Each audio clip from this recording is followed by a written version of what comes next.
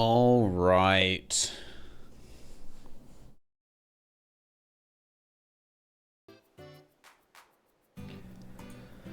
Oh, I am tired.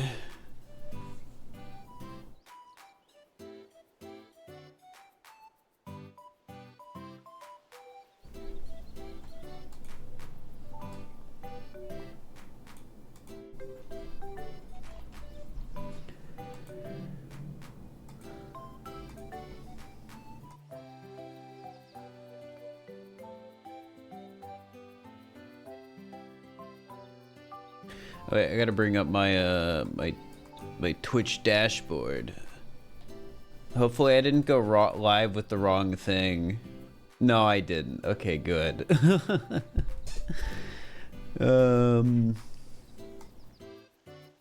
Wait, no, it's day 5. I did go live with the wrong thing. Unfortunate.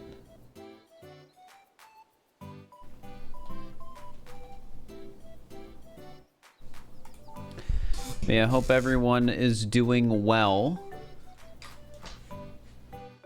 Hope people are having a good day.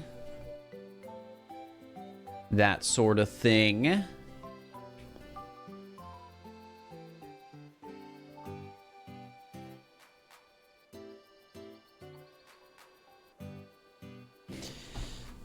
Let me move that.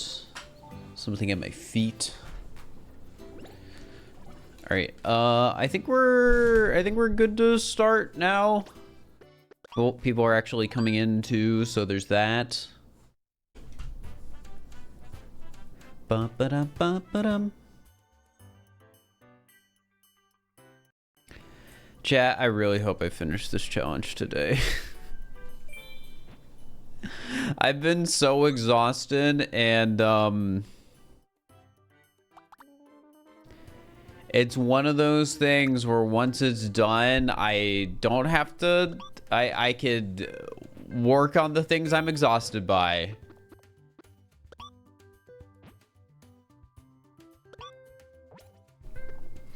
Let's do Mario. I don't think I've done a Mario run in a bit.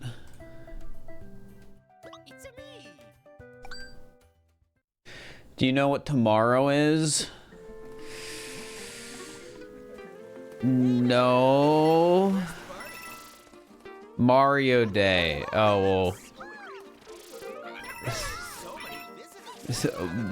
Mario Kart will go on sale for $10. Like, I don't know if there's anything else to really be concerned with.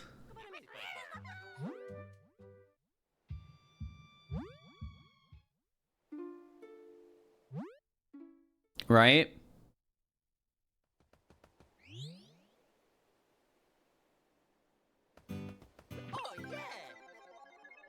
Like, what are they gonna do besides put Mario Kart on sale for, it'll be $50 instead of $60. You know, you can get your, like, 12-year-old game for $10 off.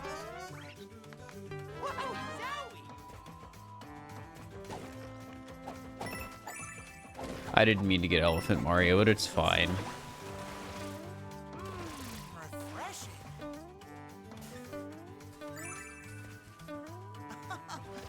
They could announce 3D All-Stars. I don't think they're gonna announce anything. Like, if they haven't said they're going to announce anything tomorrow, I don't think they're gonna announce anything tomorrow. Elise, thank you for the tier 1. I appreciate it.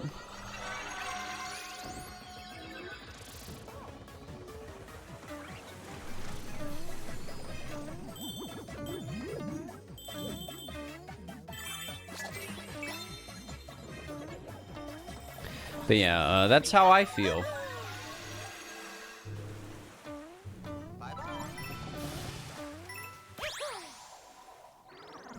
How's the coping going? What does that even mean?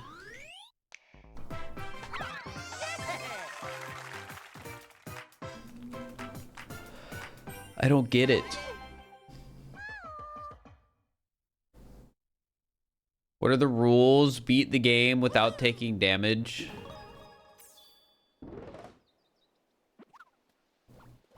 No major glitches.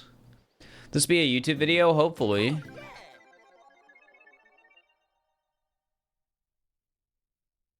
Chat, you know what sucks? I'm probably not going to be able to put out any videos this month.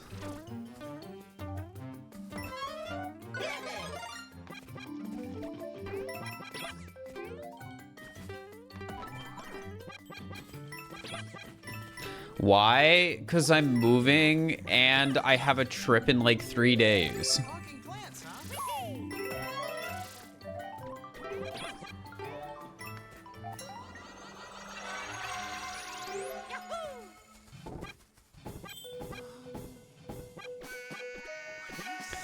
Now,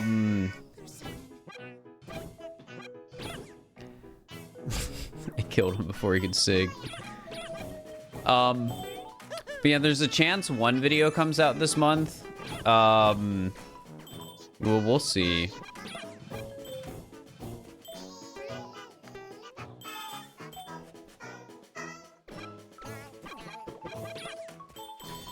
Like, the custom moons I made for YouTubers might be able to come out this month. It just depends on when... Oh, I almost took damage there because I was being careless. It just depends on when my editor I want to have work on it gets back to me. Because I know where they were on a trip last month, but I didn't really know when they got back, so I'm just... sort of just waiting.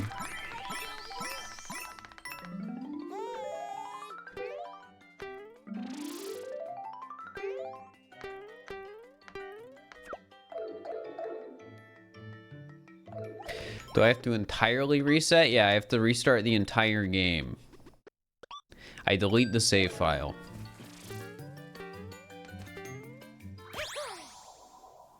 Is Nabbit allowed? Yes. I'm not going to use Nabbit, but I would say Nabbit's allowed. However, if you do anything that gives Nabbit iframes, it counts as damage, in my opinion. So... like, yeah.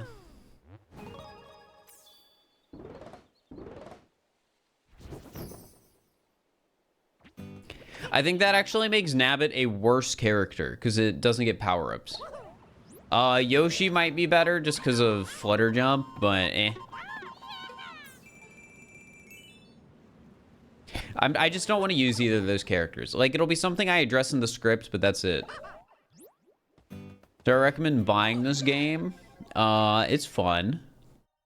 Allison, thank you for the tier 1. I appreciate it. But yeah, no idea when this video will end up coming out though, because the move is gonna make that weird.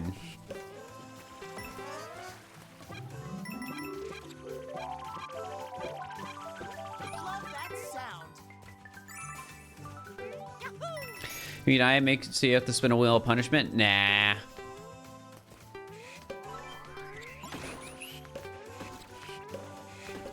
Why am I not playing as Luigi? I've played as Luigi a few times and he's let me down.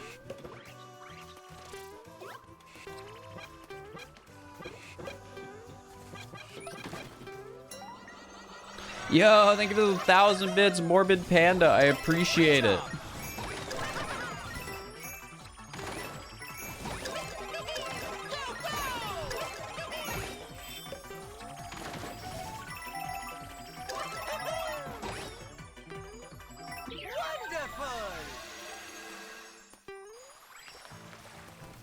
As a matter of fact, I mean, every character's let me down at this point, but whatever.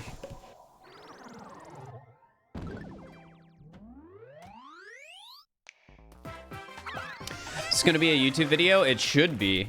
My plan is to finish the challenge and then write the script while I'm moving, and then hopefully not long after that I can give it to my editor.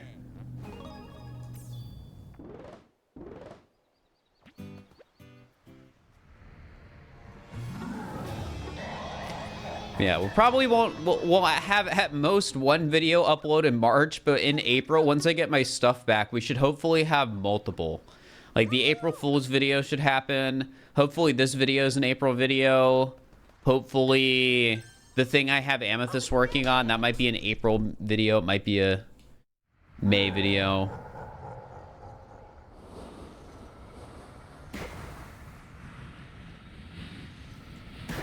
The April 1st video we should be recording in 2 days on the 11th. So hopefully, I'm gonna message everyone tomorrow and be like, hey, are you still good for this day? Because I'm terrified of the recording date falling through.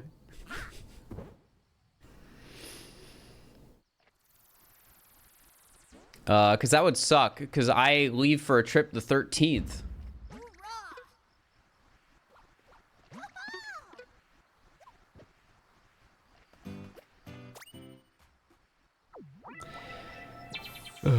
If you had one wish, what would it be? For everyone to make it on the 11th to recording the April 1st video.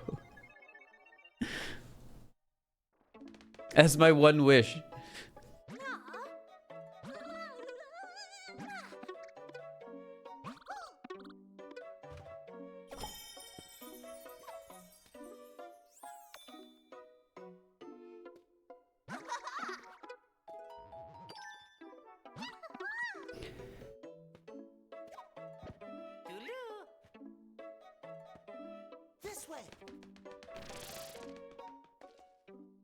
Can you turn voice and text into German? No. I don't even remember like any German from high school. See you later.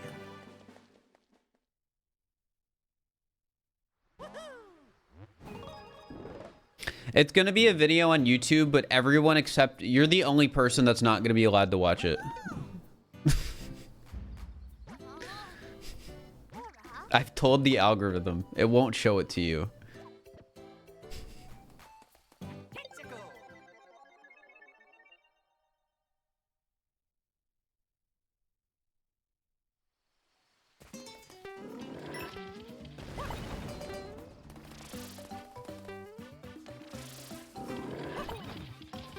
All right.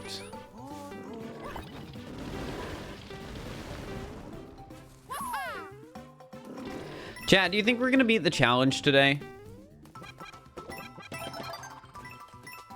Here, give me 1 second. I gotta ban this guy.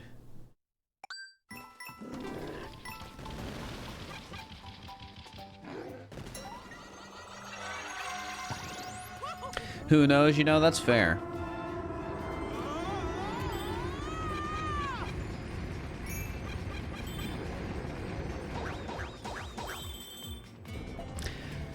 The last time I did attempts chat, which was a few days ago, I knew I said I was going to be streaming like every day, but I had to see family yesterday. The day before that, what happened the day before that? I think I was just tired, gonna be honest. But the day before that was when my roommate was moving in to where I'll be moving into in a month, so I wanted to be around.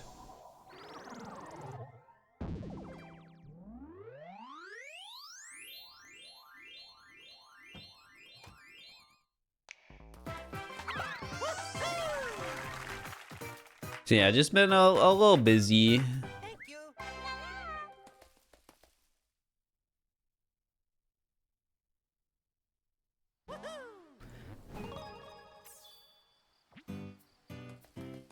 Here we go.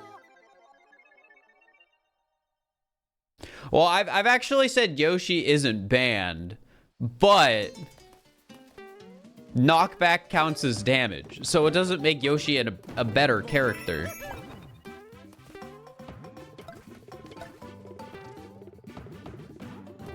Also, I just don't want to play Yoshi.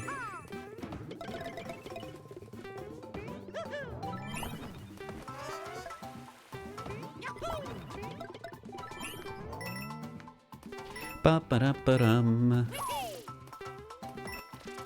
Oh yeah, what I was saying was the last time I did attempts, I played all the levels I didn't get to do in the run yet, and they were pretty easy. Like I beat them all without taking damage. So hypothetically, everything after where I lost last, I should be able to do it without taking damage. Oops.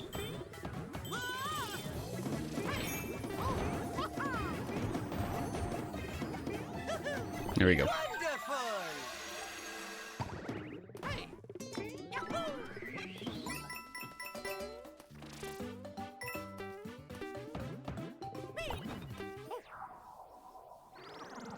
You got knocked back. Guys, that's not what I was talking about. Thank you.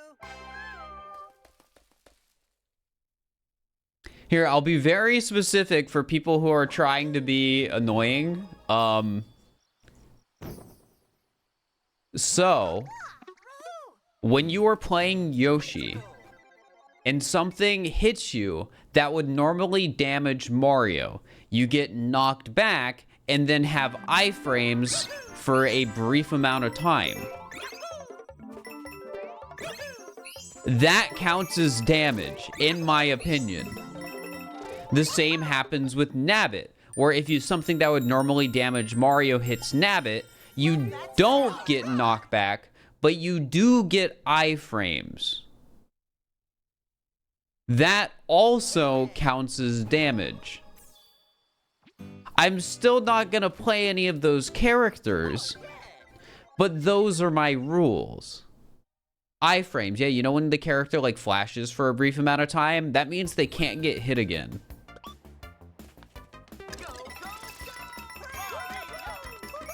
They're invincibility frames. Frames where you are invincible after getting hit. Love my Discord notification messages. It's mainly just me going live and being like, oops, I need to write something. So just copying the last one and adding one thing to it. What's the plan for the video after this? I don't know what well, I know what I want to work on. There's a few video ideas after I move I want to work on. One has to do with shiny hunting. One has to do with Wii Sports. There's a decent chance I will do the shiny hunting one. But we'll see.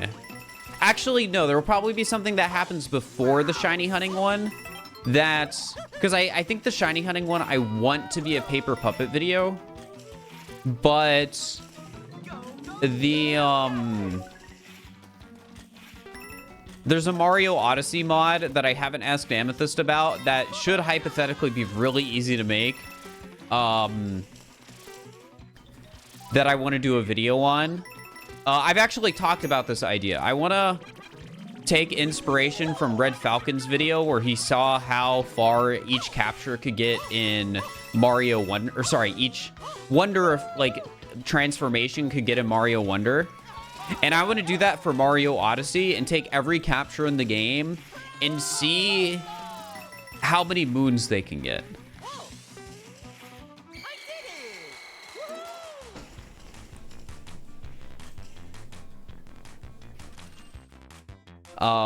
So it won't be exactly like Red Falcon's video, because in Red Falcon's video, it's once a character can't beat a level, it gets eliminated and he stops testing that character. You can't really do that in Mario Odyssey because every capture gets eliminated at Cascade Kingdom. So you have to approach it in a different manner.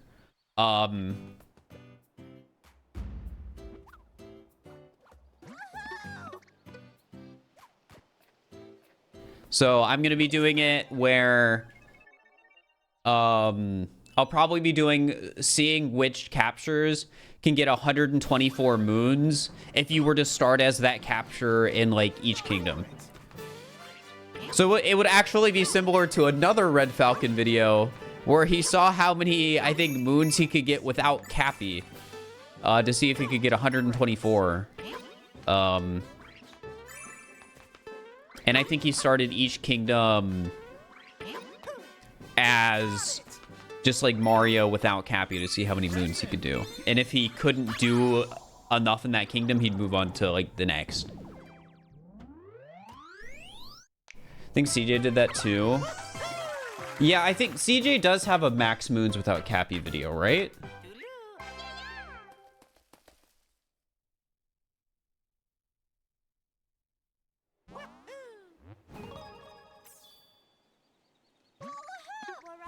I'll play the Princess Peach game when it's out. I don't really care to play the demo.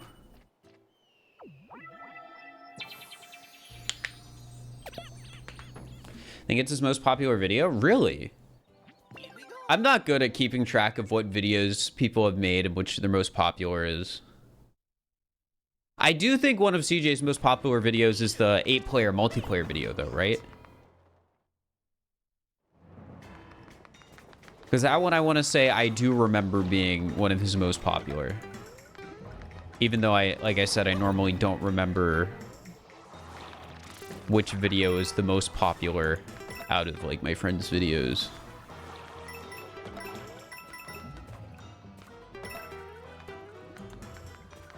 It is his most popular. Wait, so I was right. Let's go.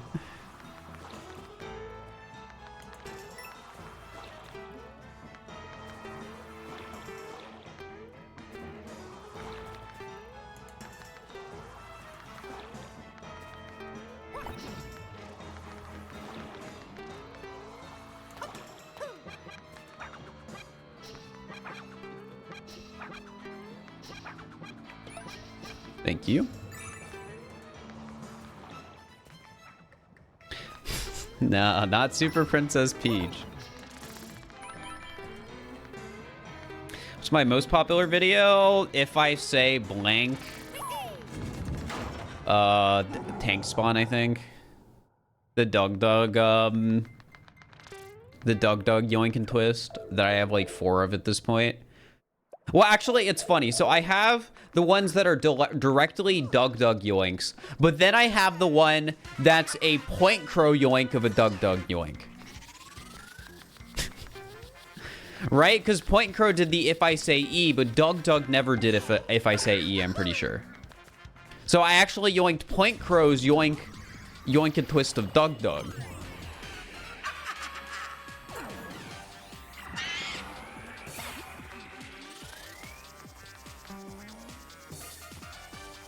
Sometimes I think about that sort of stuff because I'll see a video and I'm like, all right, this looks like the person got the idea from me, but I got this idea from somebody else. I can't give an example off the top of my head, but I've definitely seen videos where that's what it feels like. It feels like I'm the person where the idea came from for this person. But for me, it came from, like, a Minecraft video. Or something else, right? And usually the way I'm making that, assumption is based on how, like, the thumbnail is done and things like that.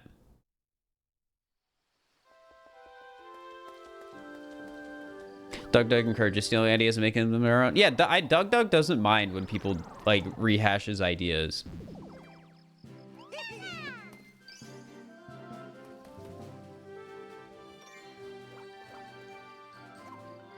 The people who care the most when other YouTubers do the same idea of other YouTubers is the YouTube commenters. There's so many messages on, like, that most viewed video of mine where people are like, you stole this from Dug, and it's like, I know, you know, it's not a secret. And then you have other ones where it's like, this dude wants to be Odyssey Central for, like, the Ranking All Moons video. And it's like, what do you mean I stole this from Odyssey Central? Yes, he ranked every moon as well, but we're different people. We're gonna have different tier lists.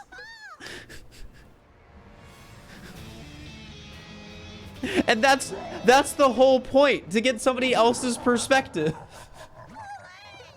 Tier lists are perspective pieces.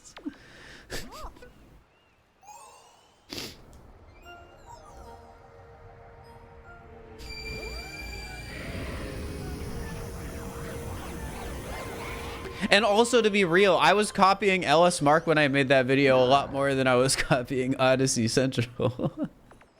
My format, like, the way I structure the video was ripped from the way LS Mark structures his videos.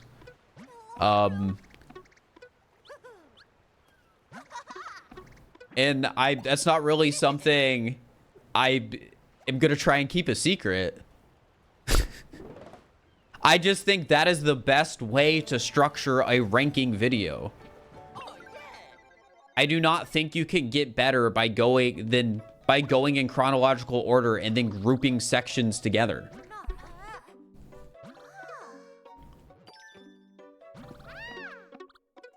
Like if I did ranking every level in Mario Wonder, I would do it by world in order.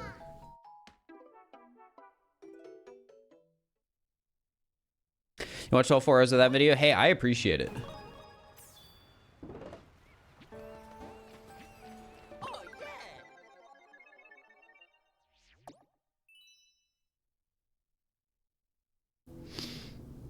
Did I move yet? No. Things will look different when I move.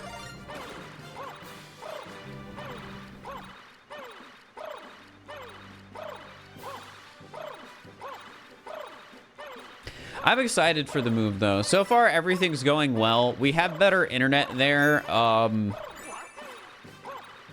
after getting the internet set up, we learned there's an electrical issue and only one of the like lines where you hook up your like modem and stuff to works. So we're gonna talk to the landlords about that.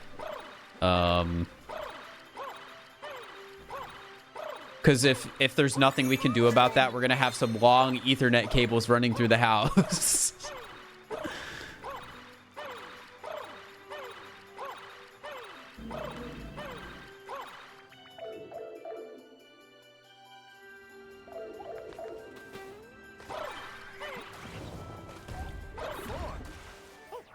All right. I like that feeling of a long cable in your house. Yeah, I'm hoping we can avoid that. Yeah, I have a roommate. Bye-bye. I probably won't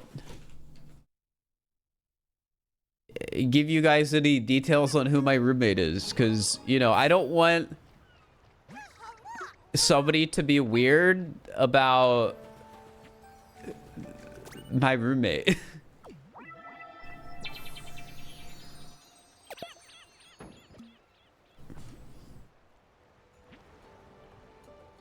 Here we go. Doesn't really matter. It does not. People are weird on the internet? Yeah. Like, this is my job. I signed up for it by doing what I do, but I don't want to make anyone else deal with that.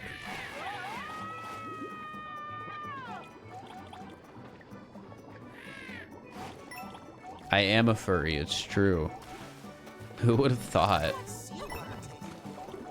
What have I done? Okay, we're good.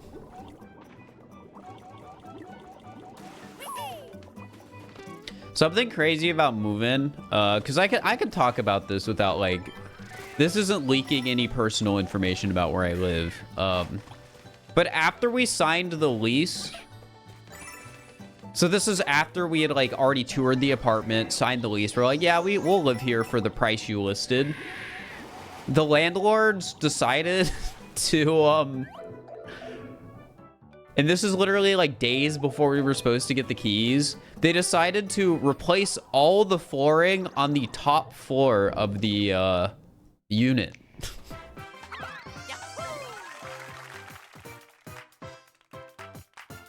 Thank you.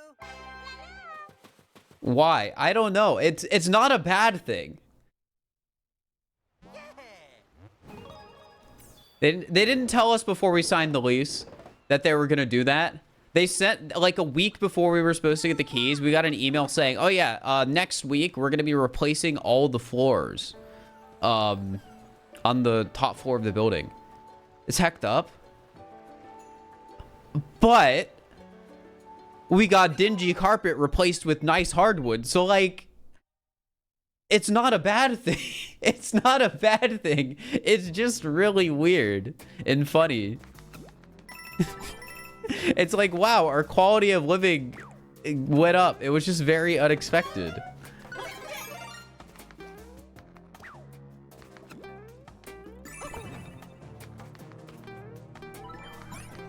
But yeah, my current impression is that our landlords will be pleasant.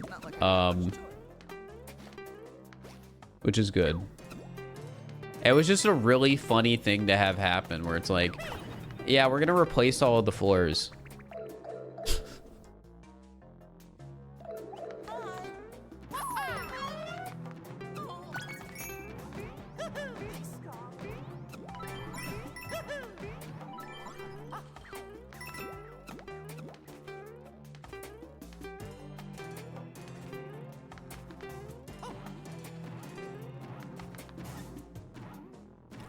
I'm not gonna go into like huge detail on like square footage or whatever. But I am willing to say I'm gonna have an actual bedroom. So yeah, rip the couch era of my life.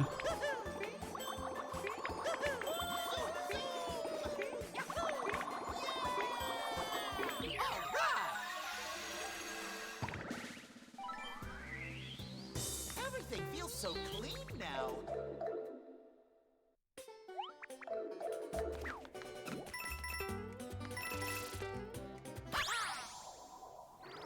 Actual bedroom, I know. It's not a huge room, but it's like having an actual bedroom is an improvement. But in fairness, if I was sleeping on a couch, I couldn't really have a roommate. Well, I could, right? But who wants to have their roommate sleeping in the living room every night, right?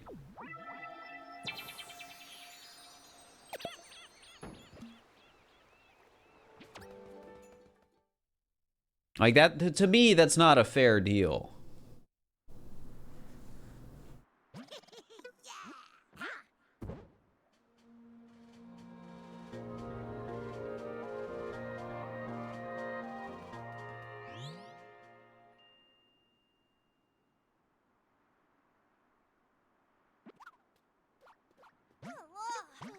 You've been the roommate sleeping in the living room. I'm sorry that you had to do that.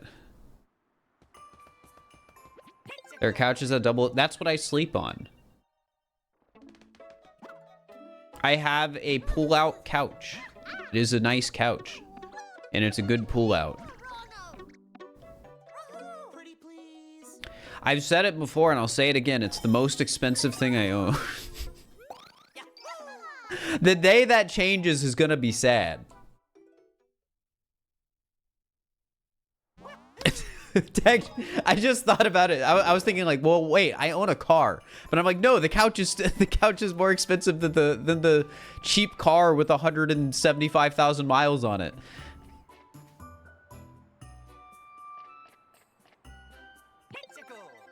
More expensive. Well, the stream setup is composed of multiple things.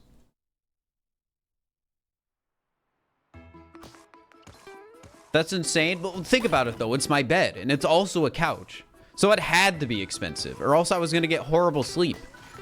Like I've gone over prices before, so I'll go over them again.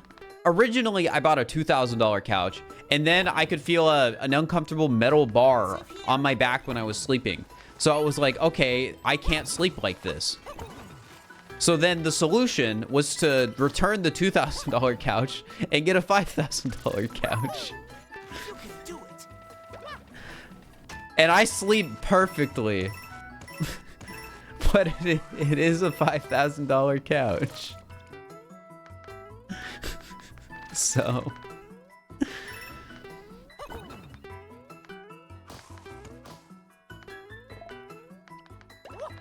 So yeah, it's more expensive than my car, and it's more expensive than my computer.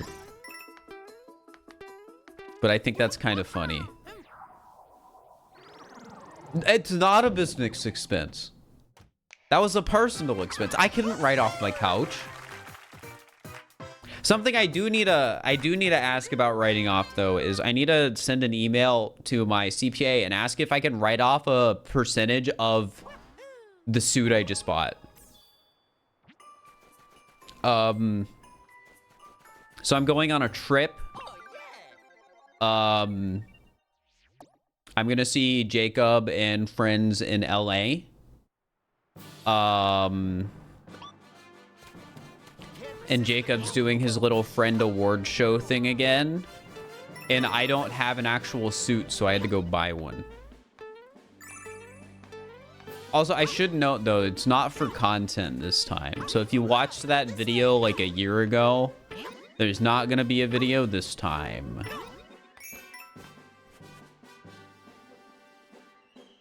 But either way, I had to buy a suit. And I don't know, it just feels like a suit's something you could write off. Like, you could argue this is a business trip. Because I'm seeing people in the industry.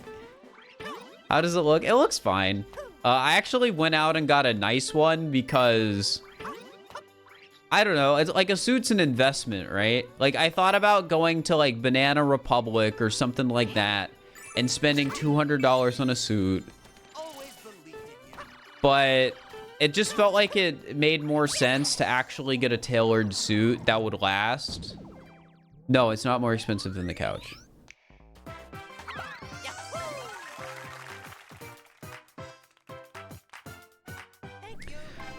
I know you're just joking, but that's a weird message.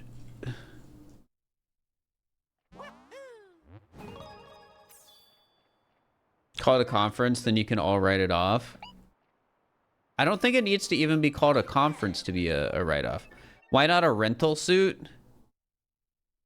Because I know I'm going to need a suit more than once. I know I'll look better in a suit if it's properly tailored. So I decided, you know what? I'm about to pay a lot less in taxes than I think I was originally anticipating. So it should be fine. I did some math. I think I know how much I'm going to owe for taxes. And it's a lot less than I put away. So we can consider it the like tax write-off thing. I forget. How do you hit this one? Yeah, it's like that.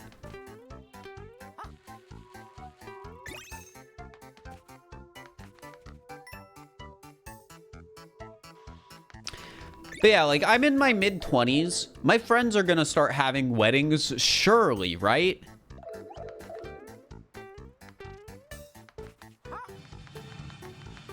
It feels like now's the time to have a suit. Now, maybe I'm wrong. And when I say I'm wrong, maybe I mean, like, my generation is just gonna be the generation here when people get married, not as many people are actually gonna have weddings.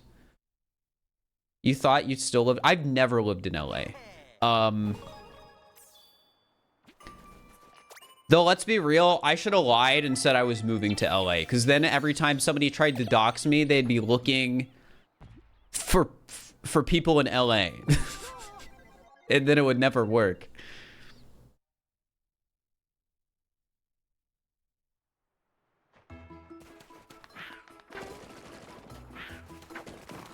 Are they after me?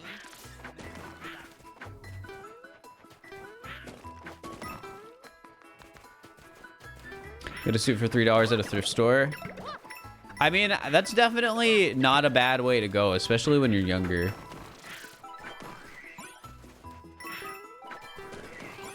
Like, I don't think my parents spent a lot on my suit I wore when I was younger. Maybe I'm wrong. But I don't think it was properly fitted or anything. So it probably just was a, like, a store-bought, like, suit from, like, one of those generic stores. Here I actually went somewhere, like, local, which was neat.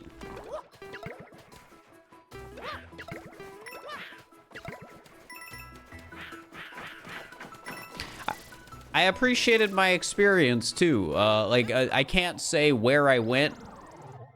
Well, I could. It's not like it really would matter, but I'm not going to for privacy's sake. And,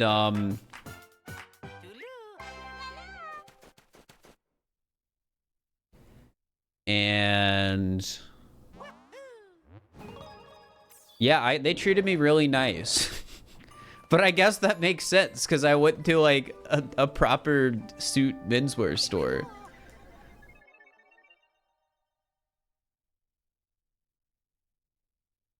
I walked and I walked a little far just because I was like, all right, well, I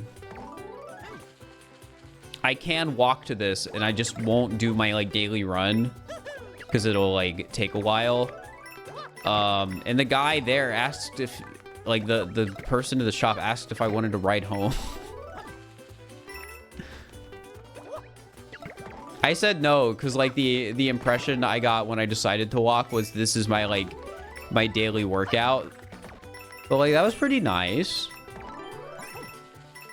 It's not often you have a person working at a store tell you they'll drive you home.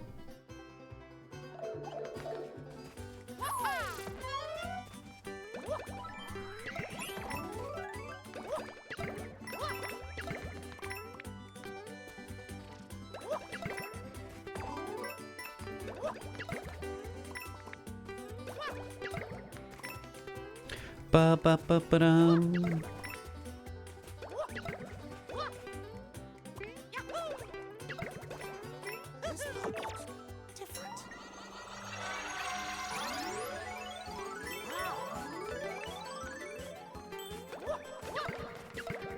You ever get that in Europe because you'd be walking home most of the time anyways? I mean, I think it'd still probably depend on where you are in Europe. I know Europe isn't as car-pilled as America, but that doesn't mean, like, everywhere nobody has cars.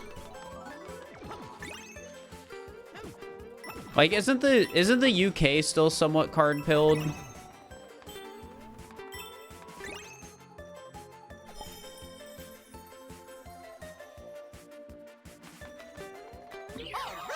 How good is the public transportation where you live? Downtown Cincinnati, it's all right. Like, there's a streetcar, which is already putting it ahead of a lot of cities. But, other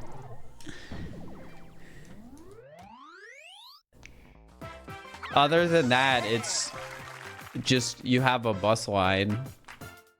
Hours, thank you for the tier 1. I appreciate it. 4 years, that's crazy. Part of Germany's industry is car-based. Yeah.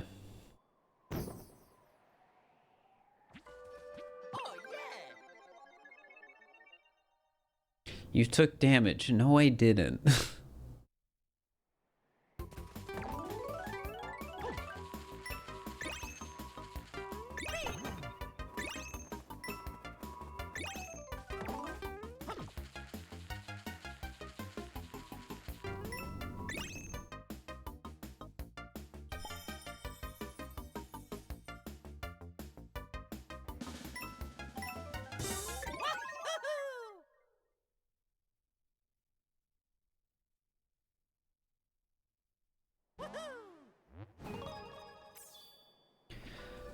Okay, let's... Oh wait, I haven't done this level. That's what I was forgetting. Jump, jump, jump.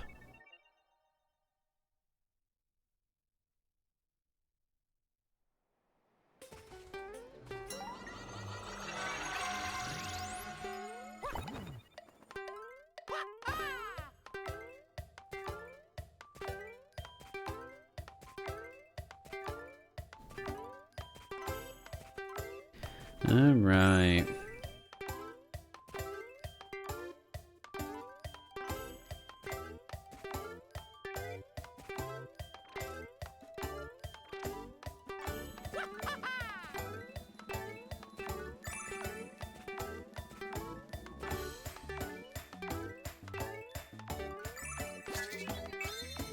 I like this level.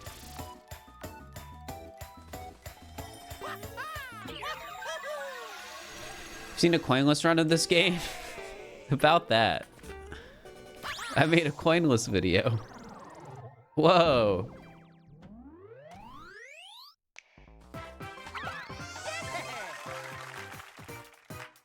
Unless they figured out how to skip the 10 purples, then I haven't seen a coinless run.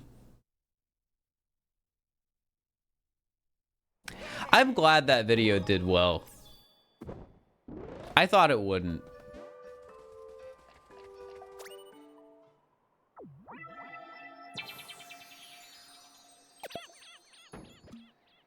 I don't think this video is gonna do all that great though, but I still want to make it.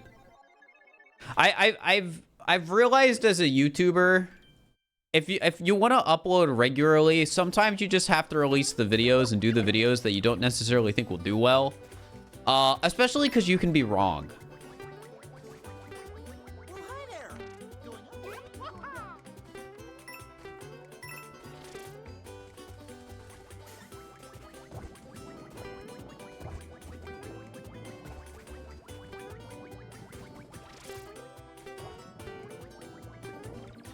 Like, that's a very important thing to remember. You can just be wrong about this stuff.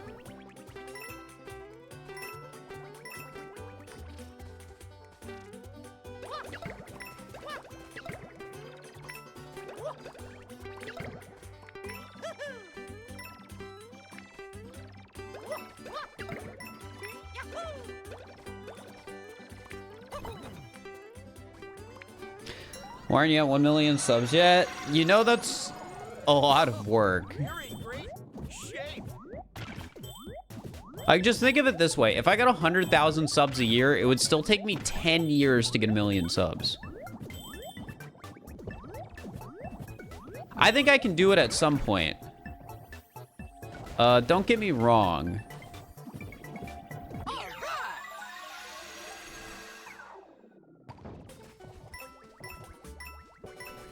But, You did great back there. yeah, I think it's gonna take time. Because I think right now, last year, I think I got around 150,000 subs, and I think the year before that was same-ish.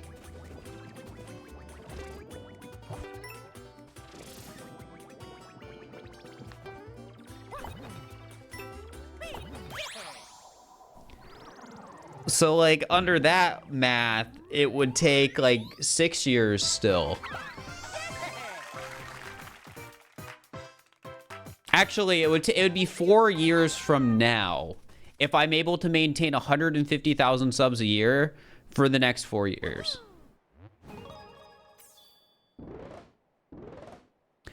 Ideally, I would like to hit it before then, but it is a goal I have.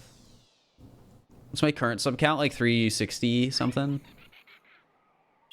How long did it take me to hit 100K? That's a weird question to answer.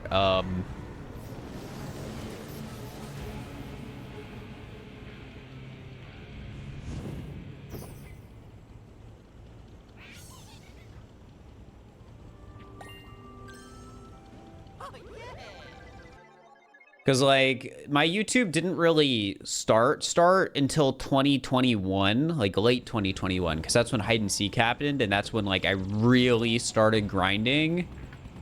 But videos on my channel that were actually edited were, like, started back in, like, 2019 or something like that.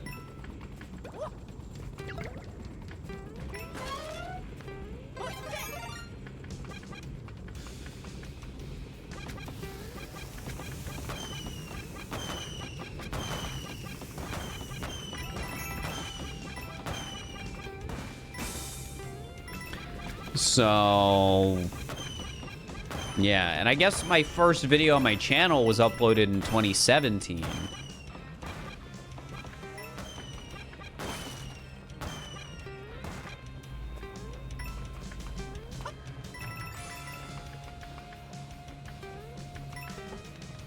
Like, it took me longer to get from 0 to 5,000 subs than it took me to get from, like, 5,000 to 100K. That might actually not be right, but I think it is. And if it is wrong, it's true if I change the number from 0 to 10K. 0 to 10K took longer than 10K to 100K.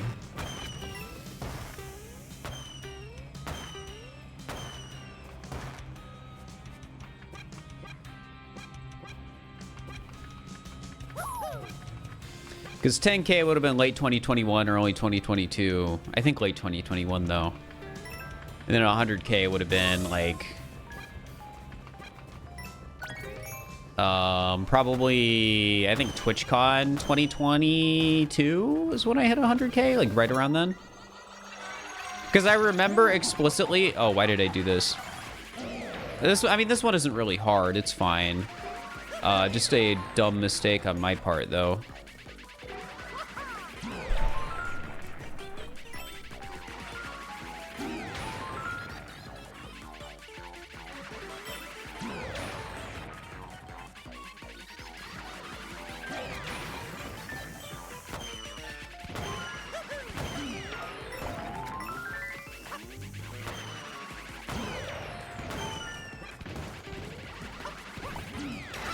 That sucks. I didn't want to wall jump there. Oh, well, that was a really dumb mistake on my part. I was too distracted talking to chat.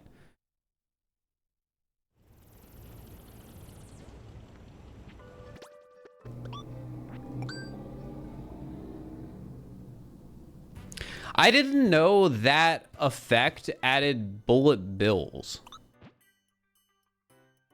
Because those aren't there. Normally.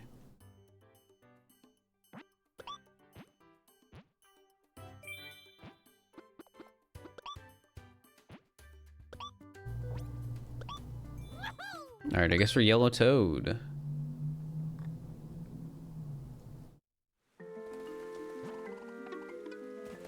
Hey there! Where's the party? But yeah, we'll see if a million ever happens, and if it does, how long it takes. Because it's definitely something. Yeah, I'll get it. It's definitely something where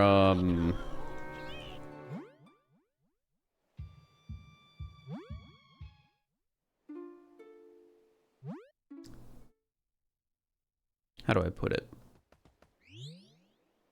It's something that could happen sooner than you expect, or it's just something that could never happen. Like, especially if I get more into Pokemon content, it's really a thing where, like, you never know, because Pokemon content is like the king of Nintendo content.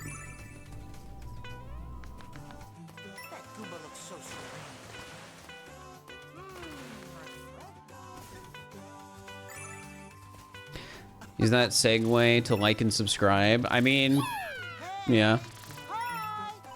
Though telling people to like and subscribe matters more when people already really like your videos. Like, I can tell people to like and subscribe at the beginning of a video in my intro, but there's a lot of times where that won't even change much because the video isn't anything special, or they haven't watched enough of the video up into that point to think like, man, I really like this guy's content. So I think it's generally better when you can segue in the middle of a video or on a really good video that people really like.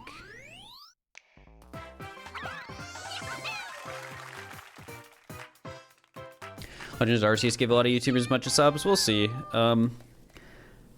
Maybe we might end up doing a video on that favorite Pokemon Nuzlocke after Jacob makes his. Because I think I have my own little sub-story going on there that's funny. But it could also be interesting if I, like, redid the challenge. It made that a video. But I think that's... I think that makes for a worse video if I redo it.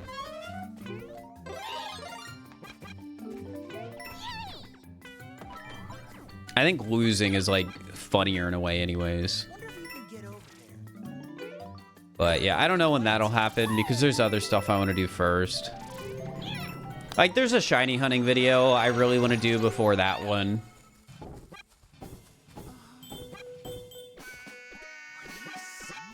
She played Pokemon Infinite Fusion. I was doing that casually for a bit, but I just didn't care enough.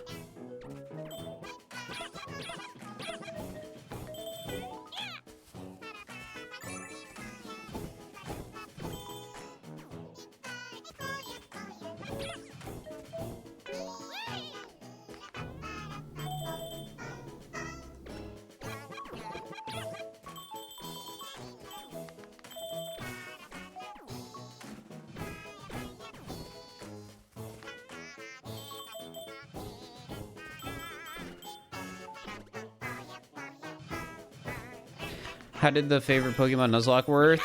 We all had a box of our 30 favorite Pokemon, and then it was a race to see who could finish a Nuzlocke first. But what I decided to do partway through the challenge was use my favorite Pokemon in order, and it suddenly became a lot harder.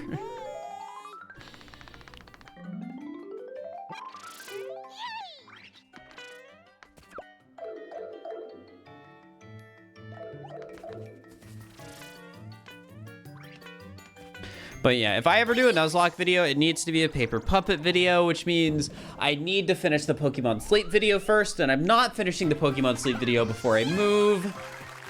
So, yeah, if we start working on the favorite Nuzlocke, it will be next month. Or I could potentially work on the script while moving. That's something to consider. I did pick all the cute furry Pokemon. It's the way some people figured out I was a furry, and I'm going to put that in the script.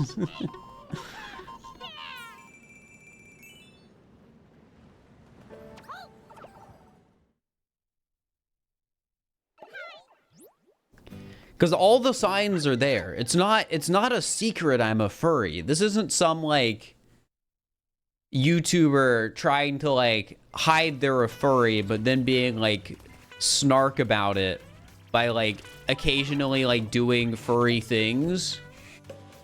Or, like, buying a fursuit as, like, a joke, but haha, it's just a joke.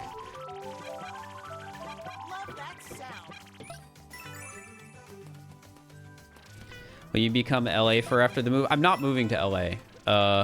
I think I've talked about this on stream. I don't think I want to live in LA. I think a lot of the people who live in LA don't want to live in LA. But it's just where everyone is. So I've moved to not LA, but since I'm in Seattle, I'll be able to get cheap flights to LA.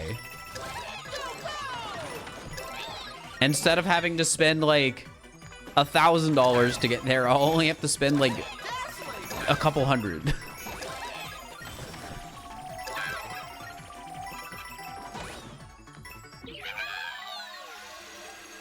Fursuits are way too expensive to buy as a joke. Some YouTubers have a lot of money. But usually when a YouTuber buys a fursuit as a joke and isn't actually interested in furry at all, they'll just buy like a cheap Garfield costume for like 50 bucks. But every once in a while you'll have the YouTuber who's like half a furry at least, and then they'll get a real fursuit made.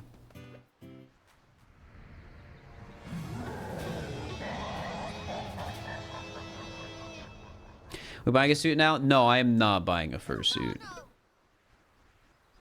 I do think about sometimes how if I got a fursuit, it could be a tax write-off.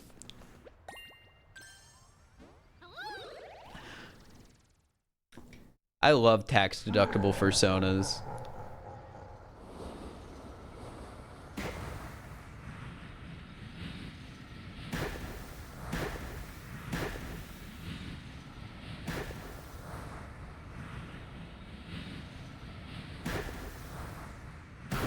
No, I do not think the current U.S. president or the former U.S. president are furries.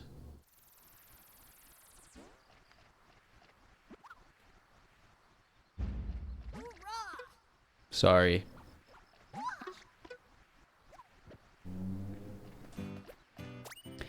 It's not that simple, Lost in Fact. You can't just like, oh, I bonked in a game, guess I'm spending all this money on a fursuit.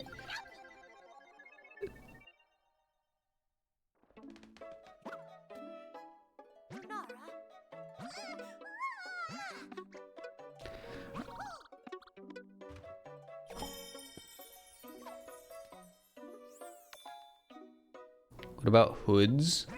Do you mean like, how do I put this? Like a Kigu? Because I know people pay custom Kigus, and those are still over $1,000. Just to make it clear, the people who make those still generally charge over $1,000 for them.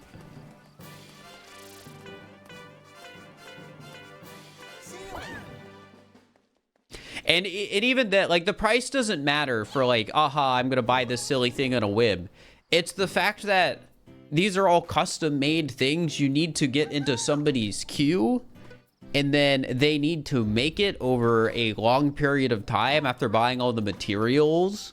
You very often need to send them a dummy of your body. Like, I don't entirely know how people do this, but I'm pretty sure you, like, duct tape around your body so you can make a dummy that can be sent to the fursuit maker so they know how to make the fursuit fit your body.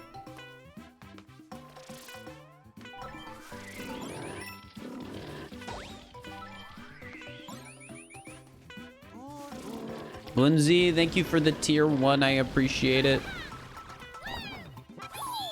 And Nelly, thank you for the prime.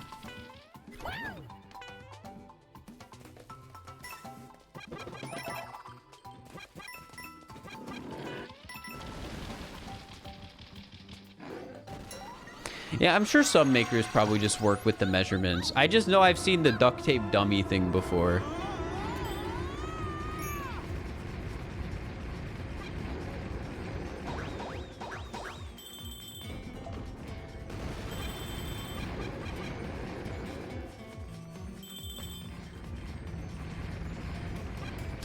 Also, besides, I'm already getting a VTuber.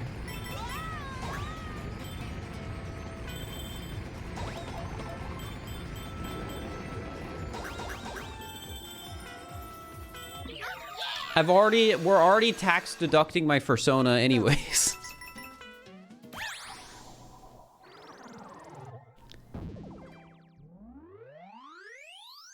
And for people who are like, wait, he's getting a VTuber. Oh no, I don't like watching VTubers. None of the Mario YouTube whatever content is gonna change. I'm just gonna use it for a side channel where I just play whatever the heck I want. I'm trying to make a second channel and see if it does well. And the goal is to make the channel self-sufficient besides the streams. So I have to put in minimal work. So yeah, the idea is to create something where I can put out more content that is fur, but not compromise the main content that I'm more passionate about. And then who knows, maybe I can even make more money. Probably not. I feel like a lot of second channels are done at a loss, but maybe if I do it right, it won't be done at a loss. We'll see.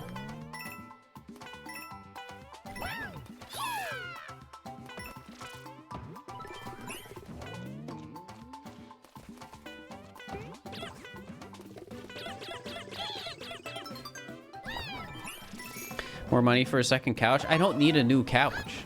I need to buy a bed frame, but I'm not buying that until I moved in. Because I can sleep on the couch until...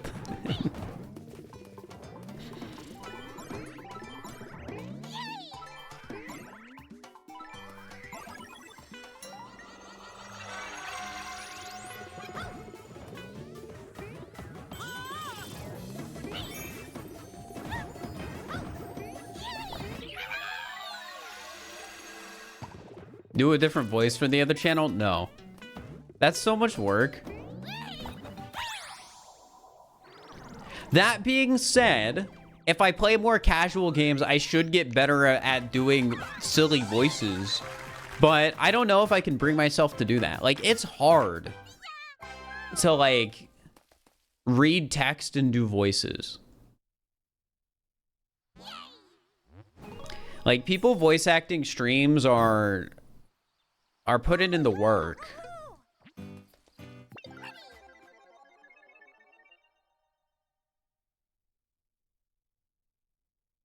More money for next life-size Pokemon plush. Dude, those won't fit in boxes, so I'm not entirely sure what I want to do while moving them. Like, it'll probably just go in the, like, moving truck on the couch, and it'll go under the wrap that the couch is going to be under. But I don't know.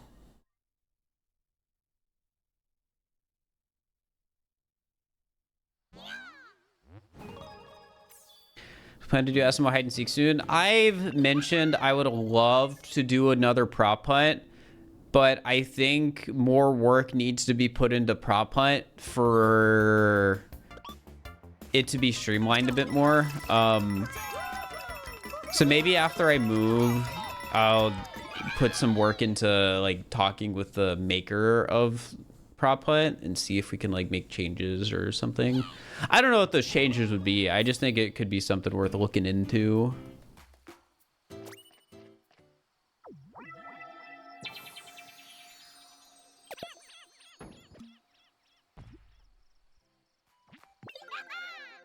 Yeah, I want to do an actual hide and seek video. The original plan, since I've already told you, the April Fool's Day video is a like fake hide and seek video.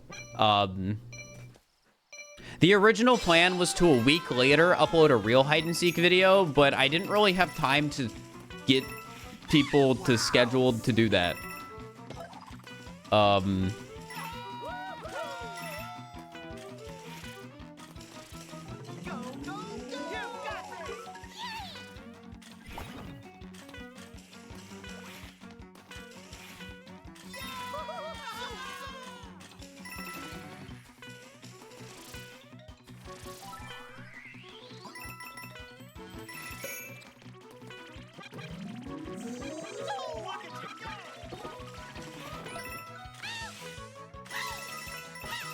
So yeah, I guess for the people who miss hide and seek content, you will get content that is hide and seek themed next month. You'll have to wait and see what that means.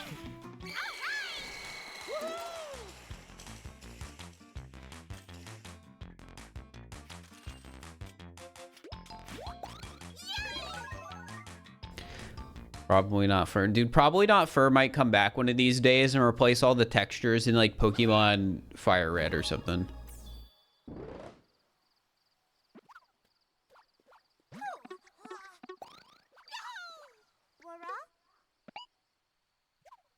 Be silly, I want to do it.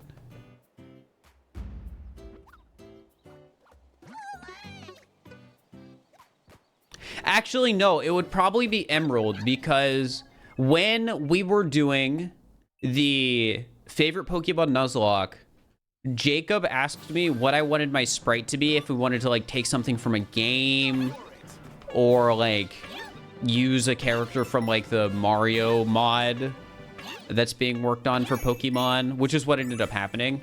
And as a joke, I retextured one of the sprites of the main character to look like Ninja. You got it. Impressive.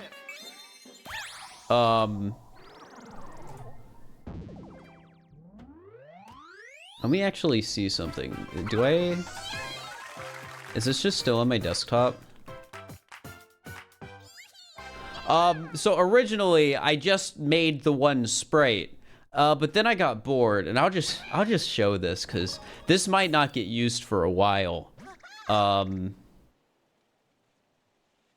finished the whole sprite sheet.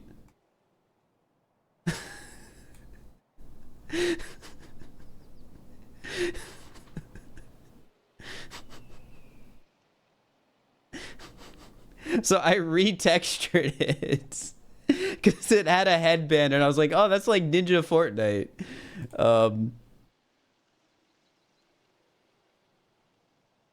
Yeah, I never told anyone I finished the whole thing, but I did. But then I was like, you know what? Instead of giving this to Jacob, I'm just gonna save it for whenever I do finally do a replacing textures video in Pokemon.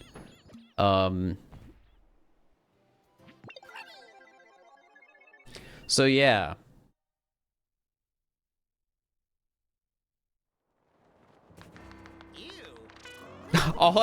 It took a surprising amount of work, but really all I did was change the headband to look like the Red Bull Ninja headband, and also gave him blue hair.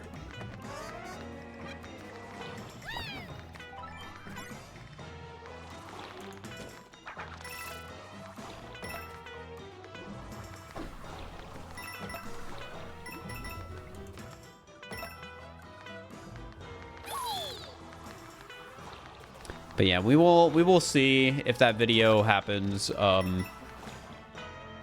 Hopefully it does.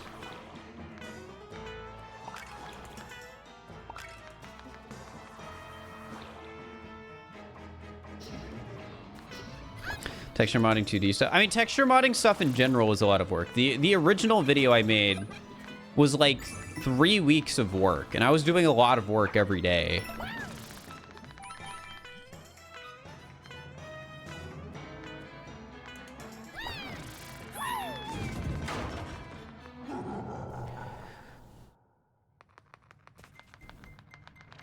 She came up with for fun though. Yeah, I mean it was just a lot of low-hanging fruit though. Like some of it was fun, but a lot of it was low-hanging memes.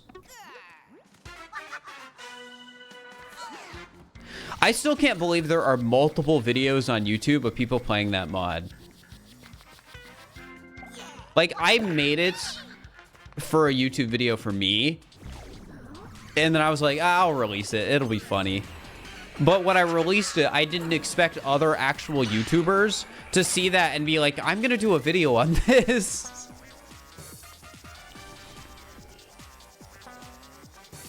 And then I didn't expect to get credited as probably not Fir because people didn't know who I was. If Nintendo asks, I didn't release that mod. By the way, it wasn't me. Somebody leaked it, who wasn't me.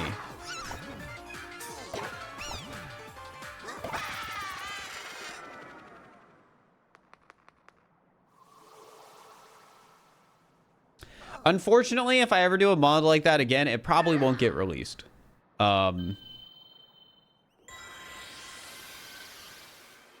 Just gotta be honest.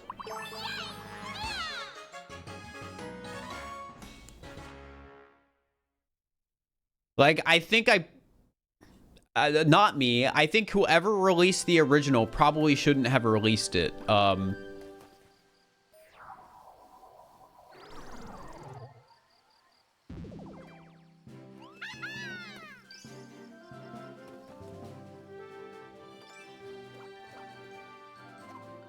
It's just one of those things. Nintendo is aggressive, pretty much.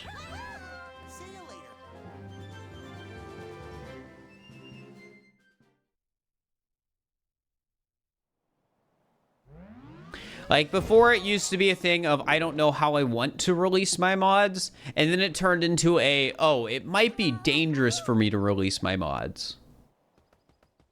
And yeah, then don't you, and also I try not to use the word mod. There's multiple times where in the custom moons video that is all recorded now, people say mod, and every time somebody says it, I'm just thinking in my head, should we edit around that? Because again, I think the goal is if an executive is playing through or watching the video, you want them to not be able to tell it's a mod. And I don't think they understand their video games. So if you don't say the word mod, they won't know.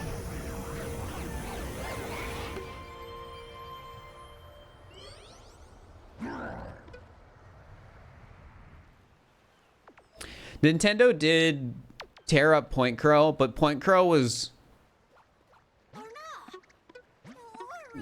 kind of got a little overambitious in the marketing and like the whole marketing of the mod.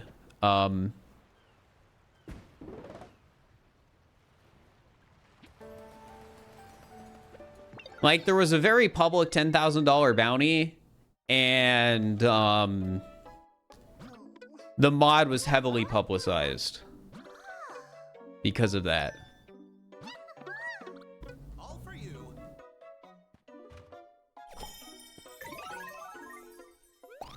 I think something happened recently with Mario Maker where I think Pooh wanted to offer a bounty on, or sorry, not Mario Maker, Mario Wonder, where I think Pooh wanted to offer a bounty on the custom level maker that was already getting made. And a lot of the people working on it were like, no, we don't want what happened to Breath of the Wild multiplayer to happen to this. That was my understanding, at least, when like this game came out. I think I remember something like that happening. Maybe it wasn't Pooh. Maybe I'm remembering wrong. But I just remember hearing about a bounty and hearing about how modders didn't want the bounty to exist because they didn't want their project to get taken down. Which is valid. I think it's valid for Pooh to want to like pay people for making something cool, but I think it's also valid for people who are making something cool to not want it to get taken down.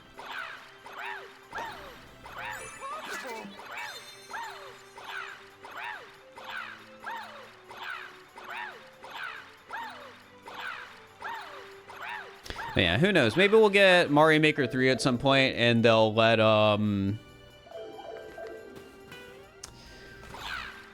you do Mario Wonder levels.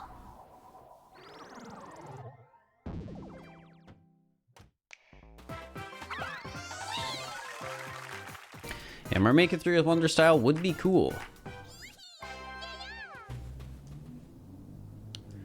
They shut down the eShop in 20 years, but the Switch will come on it. Eh. I mean, you can already mod the Switch.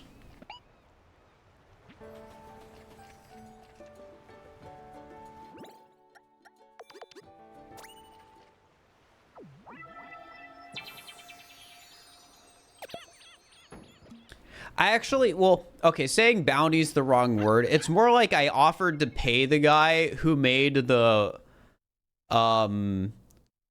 tasks for max stars on a Mario Party board when I made that video a long time ago. Like, it was kind of structured like a bounty, but not really. It was more so I just directly reached out to the guy. I forgot that guy was there. I'm trying to go too fast.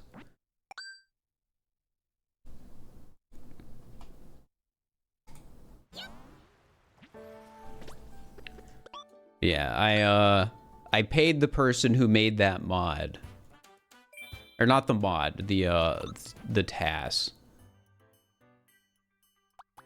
And it has since been beaten, which I guess is what happens when you like publicize a video. It's why, so there's challenges I want to do, and I don't talk about them because I know that because I'm a YouTuber, if I publicize I'm interested in something and then start trying to make content on it, that invites a lot of other people to challenge me, and there's definitely some good to that. However, I want to have a fighting chance. So there's things I want to try in games that if I ever start trying them, I'm going to practice off stream at first. So if other people want to contest me when I start doing it, I at least have a fighting chance, right?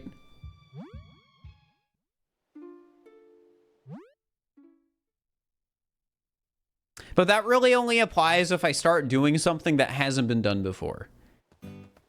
Which only applies to like one video idea right now. Because like I'm doing this right now. I'm sure there's somebody out there who's beaten the entirety of Mario Wonder, even 100% without taking damage. But that doesn't mean I shouldn't do it.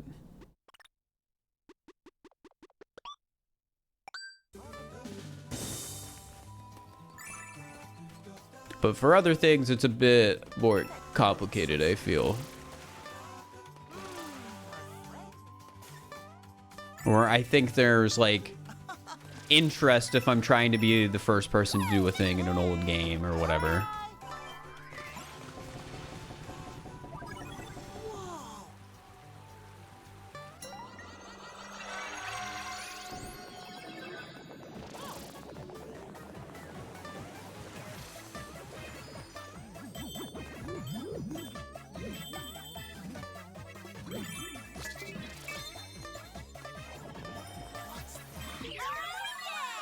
Furthest in the challenge, World 6. I forget what level.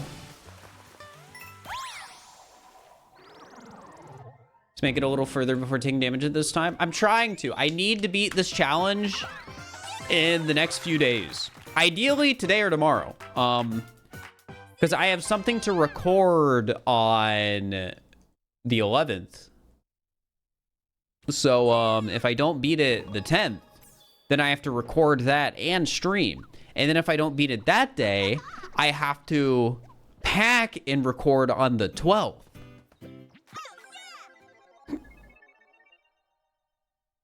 What does do nothing do? Nothing.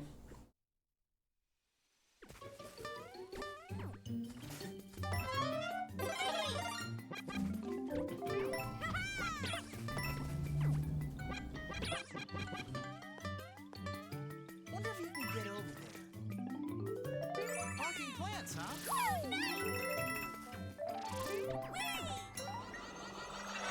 Used to have a vacation coming up? Yes, but at the same time, I think about that vacation and I'm like, man, I really shouldn't be going on this trip. From a work perspective. From a personal perspective, I really want to go on the trip.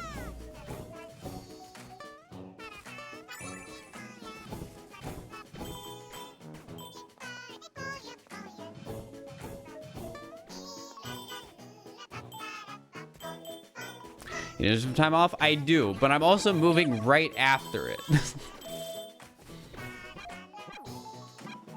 That's also a week of time off.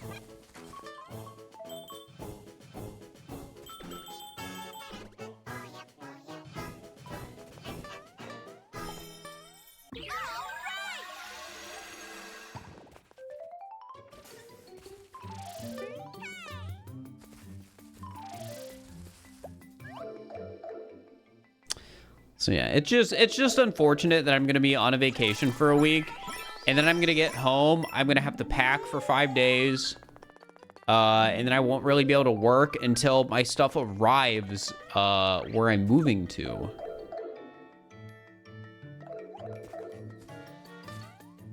Which means the Pokemon Sleep videos are gonna come out until freaking April.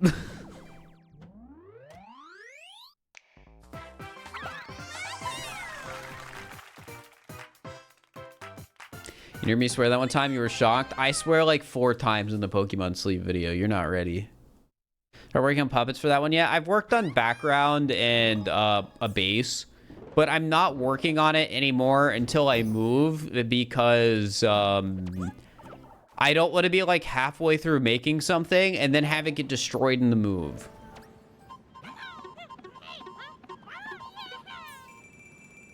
So for the Pokemon Sleep video, I'm only working on outlining the video in Premiere. And then I'm also going to do some of the like actual in-game footage for the challenge.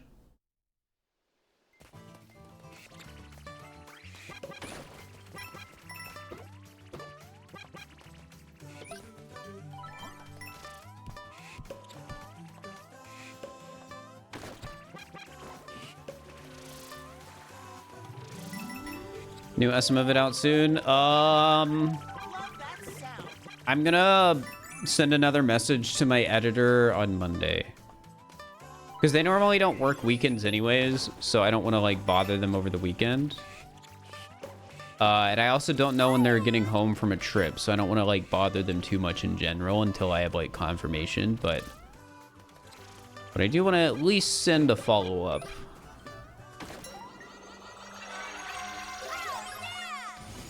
How long have I been planning on the Pokemon Sleep video?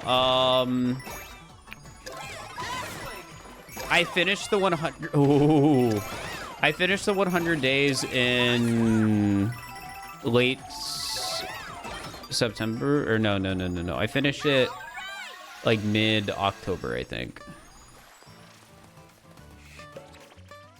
Because the week after I finished was the Halloween event, so it would have been right before like. It would have been like October 25th or something I finished the 100 days.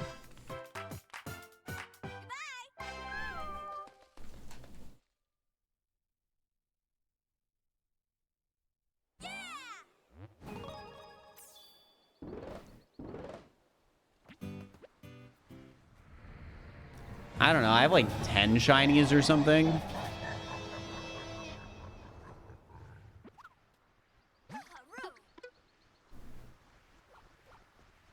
I only mentioned one in the video.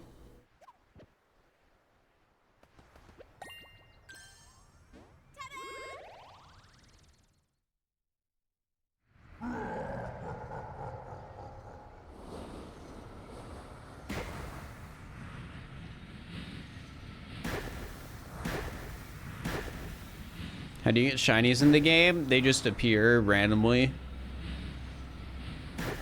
Like 1 in 400, 1 in 450 chance per Pokemon. I think you can encounter like up to 8 a day. 8 Pokemon.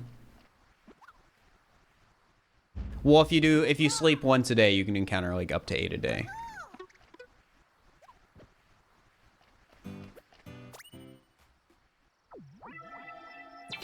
Who's your favorite streamer? I don't know.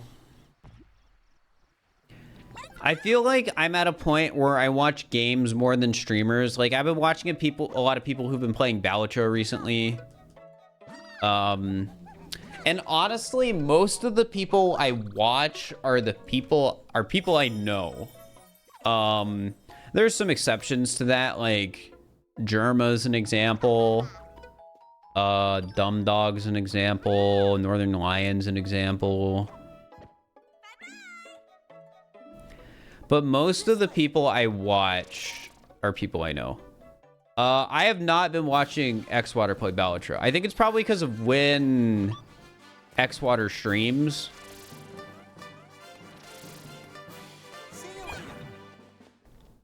Because most of the time when I'm watching Twitch, it's either earlier or super late at night.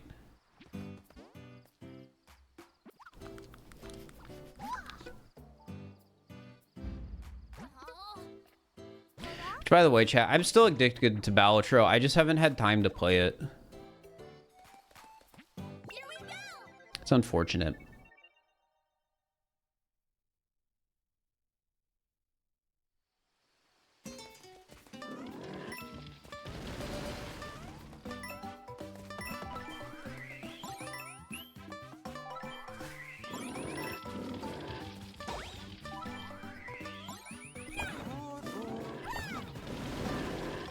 Have I played Tears of the Kingdom? Yeah. We almost got a Tears of the Kingdom video, but one I canceled just because it wasn't really working out, and then the other gave me carpal tunnel, so that never got finished.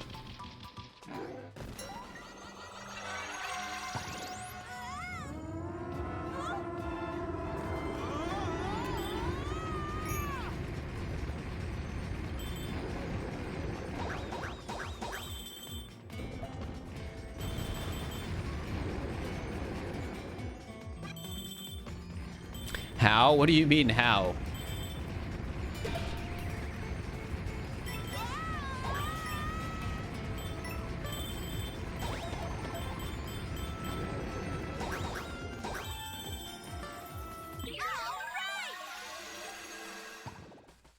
That was why.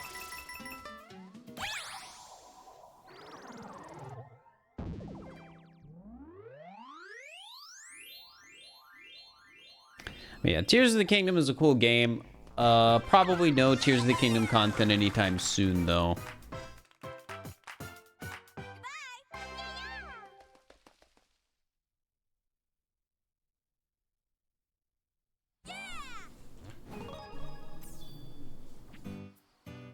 Ba-bum.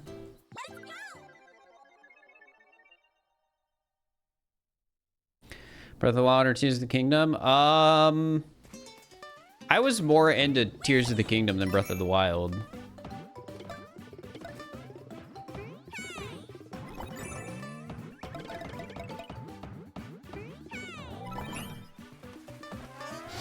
Maybe while I'm moving, if I can't figure out what to do for work, I go through the effort of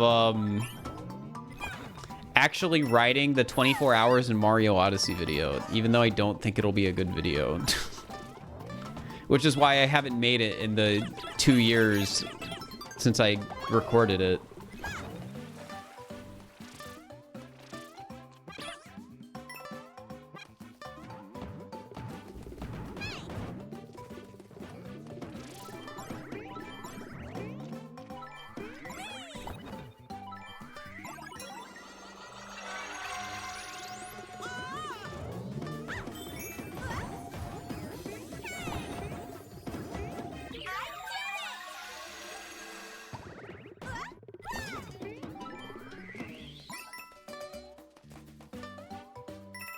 No, the video. The video is not 24 hours long. The challenge is I spent 24 hours in Mario Odyssey to see how many moons I could get. Also, if you didn't like the 4-hour video, don't watch it. I don't need to know it was a pain. I'm gonna make more videos that are long, whether you like it or not.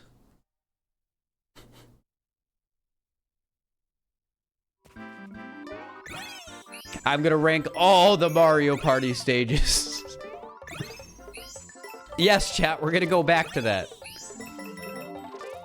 You know, I'd much rather work on that than the 24 hours of Mario Odyssey video.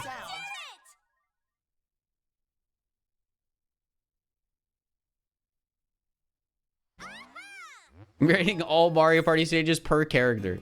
No, I don't want to do a Mario Party video where the ranking would have to make me go too deep into meta, which is part of the reason I don't want to do mini games.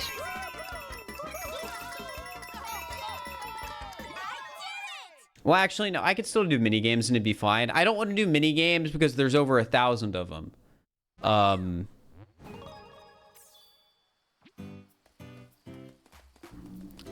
Like, Jacob is insane for the fact he wants to do a ranking every minigame video.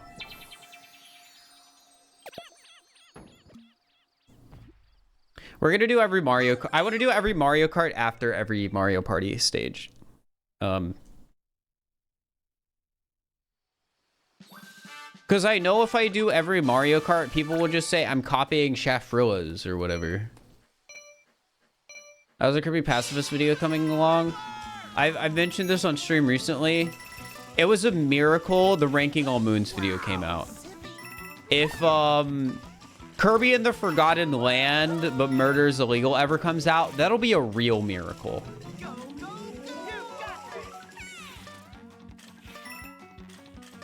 And it might come out. Like, the script is done. I just would need to make it. Like, that video is probably closer to being done than I realize.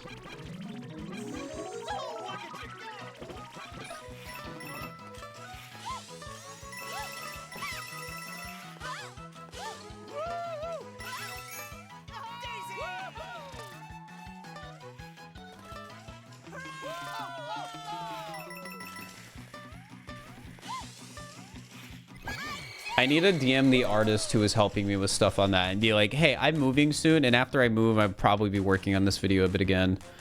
So do you wanna get back on doing some of the art?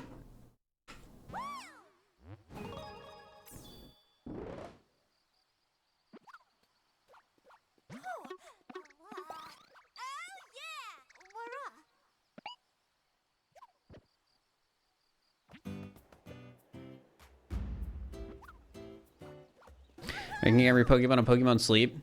If I ever do a ranking every Pokemon video, I don't think it'll be a main channel video. Because when I think of what I want a main channel ranking video to be, I think I want it to be like the Odyssey video.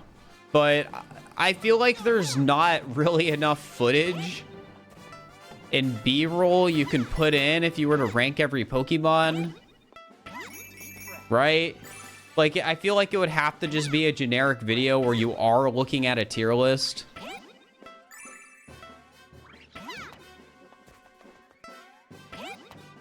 You've got it. Impressive.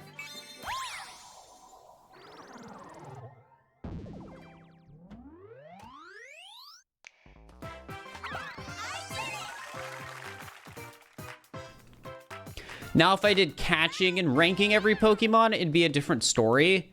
But I've already thought about doing catching every Pokemon, and it's a video I just don't want to do. It seems like so much work and not in a fun way.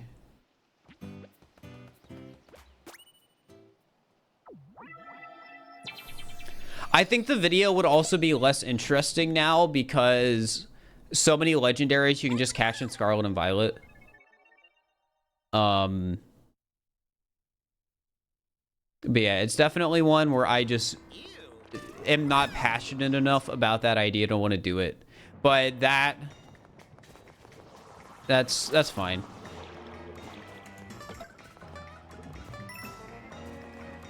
Like, I know what games I want to, like, go in on and, like, do tier lists on. And right now, it's the Mario Party and Mario Kart stages. Because I think those are things that you can explore in a good way from, like, a casual perspective. Because for me, a lot of my, like, ranking stuff, I definitely feel is from a pretty casual perspective. Even the Odyssey video. Like, I have the perspective of not a casual player, but, like, the way I structure the, like, tier list, I guess, is definitely in a more casual format where I'm basing it off of, like, my casual experience of, like, going back through and collecting everything again or doing everything again.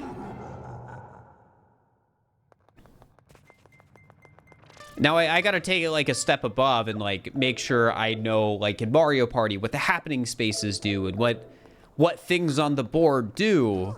Or in Mario Kart, I gotta, like, know the shortcuts and the alternate routes.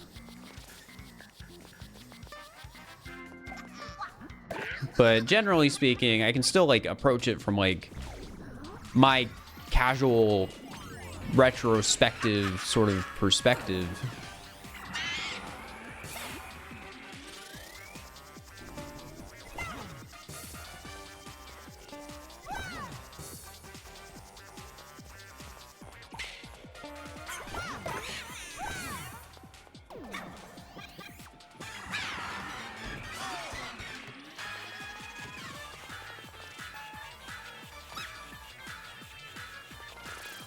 All right.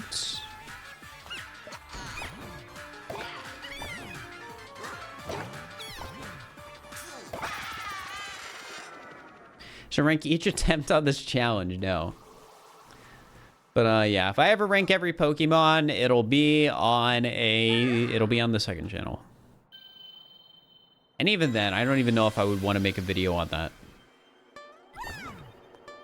I think it could be worth making a video on, though, because it's one of those things where if I do more Pokemon content, people would just randomly care about my opinion on what my opinion is on different Pokemon.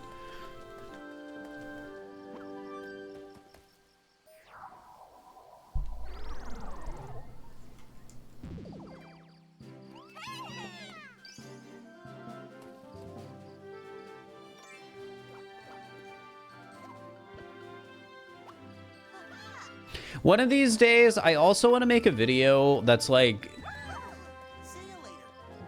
themed after the whole Pokemon versus Lions thing. Not gonna go into detail on it, but I would love to do a video with, like, somehow involving that.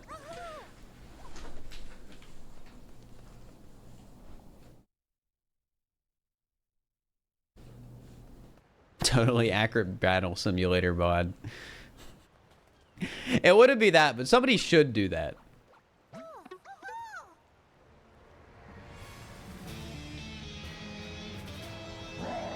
Somebody should calculate how many lions it would take to defeat every Pokemon by putting every Pokemon and lions into totally accurate battle simulator.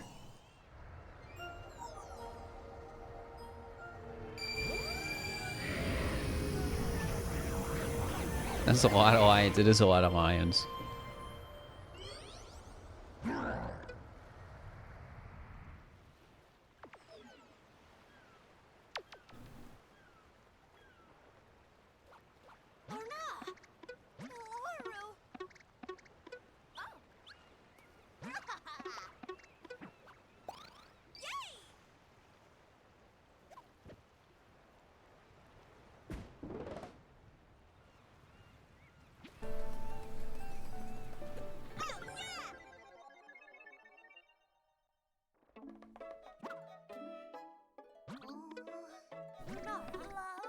So the thing about like a headphone dent All for you. is I'm pretty sure those aren't like a permanent thing.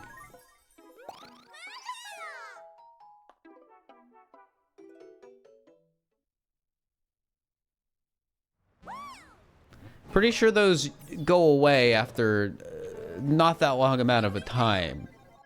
So like maybe right now or maybe like an hour from now I'll have one, but it would go away because yeah, it's just a little dead on the skin.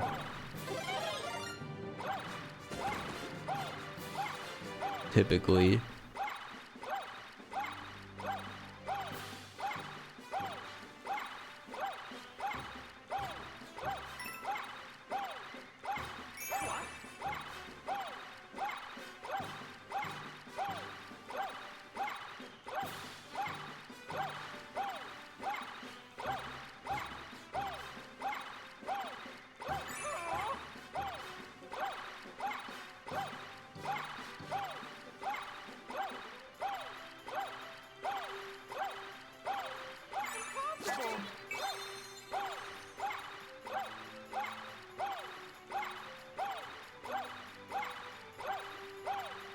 Few kilogram. Dude, we should talk about tungsten cubes again. Chat, can we do a dono goal for a tungsten cube?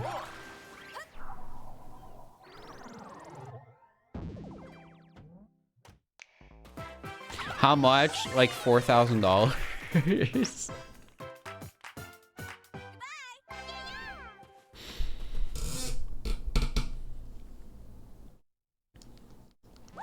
Seems like a waste of metal and the money, but it's they're funny.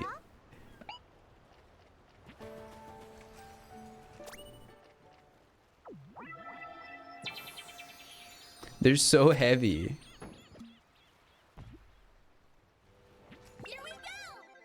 It would, that's true. It would not be the most expensive thing I owned. Would we tax write off for a video? Probably not. And then if I did that, people would just call me a William Osmond ripoff. Every time I bonk in Mario Odyssey, I drop a tungsten cube on my toe. That's the video.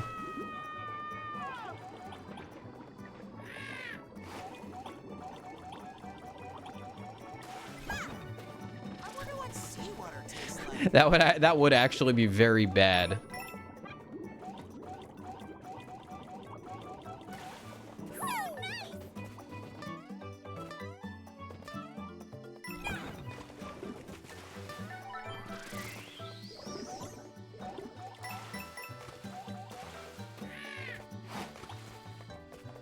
Amazon says there are only 2 in stock. That's so sad. But there's a website that sells them for cheaper than the ones on Amazon.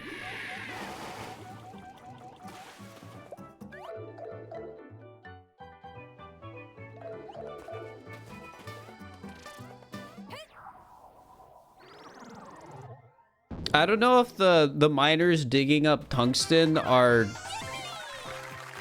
all that concerned about where the tungsten is going and are probably more concerned about just making enough money to survive. And then probably also not being abused by their employers. I don't know how much corruption is in the tungsten mining industry. Are they guaranteed tungsten still? I think so.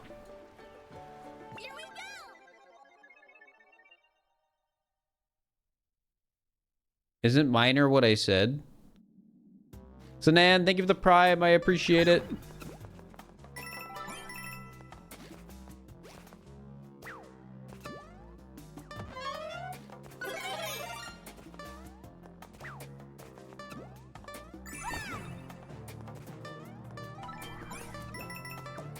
This place is dangerous. I'll just wait here. On Amazon, I can get free shipping. You make a good point.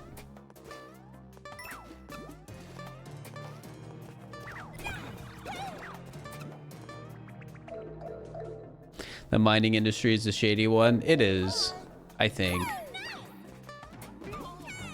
I'm not educated on the subject. I'm just repeating the things you hear in popular media.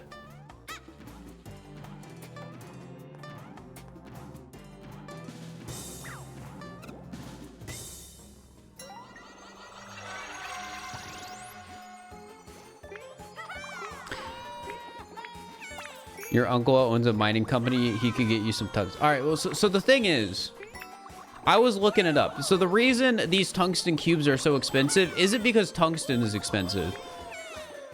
It's the manufacturing behind the tungsten to get a pure tungsten cube that makes it so expensive. Everything feels so clean now. Considering everyone here is on a computer, smith, and we're all composite to some degree, which is why I believe that it should not be put on the consumer in a lot of these instances.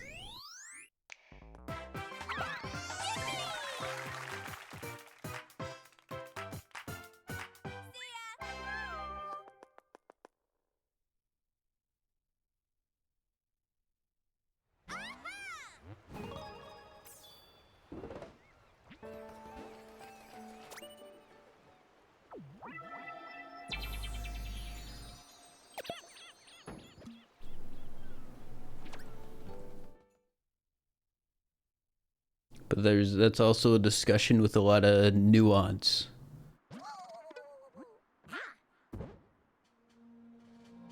How's my day been? It's been all right, but I haven't beaten this challenge yet, which is kind of a bummer. What's your name on your Switch? I think it's Fir. Yo, Ally, thank you for the tier 1. I appreciate it. Or Ally, I don't know which it is, but thank you.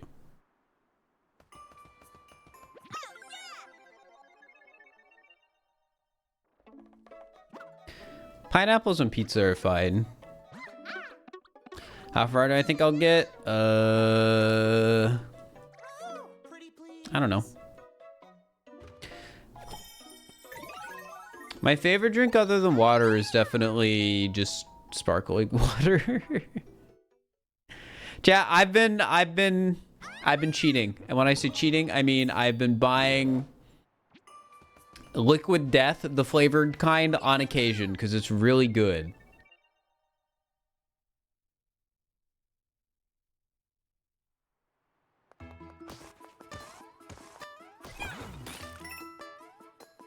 What's with all the ice blocks?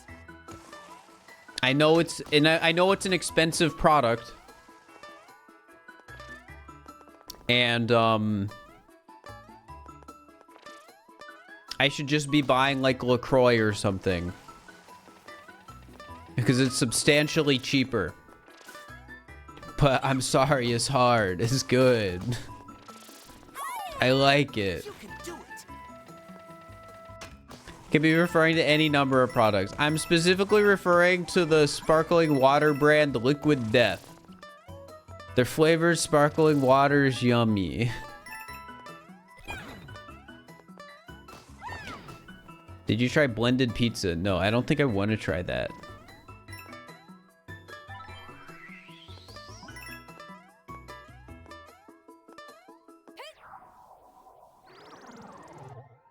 It doesn't have edible gold flakes in it, but an 8-pack is $15.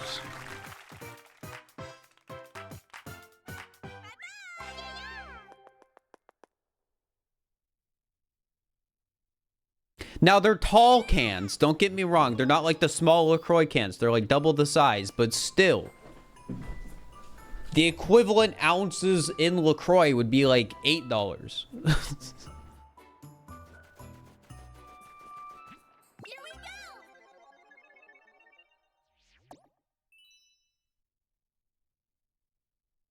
Why is it so pricey? I don't know. Can't resist the cold. Probably branding and one of the ingredients costing more money than natural flavors. My favorite sparkling water brand to buy is still Spindrift, by the way. But Spindrift is also, like, expensive.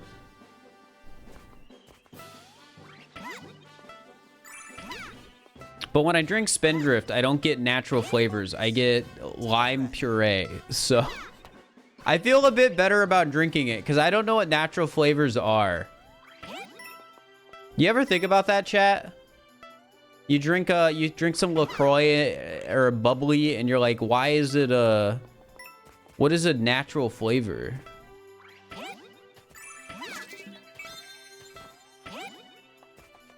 Spindrift probably is a Sonic Frontiers move.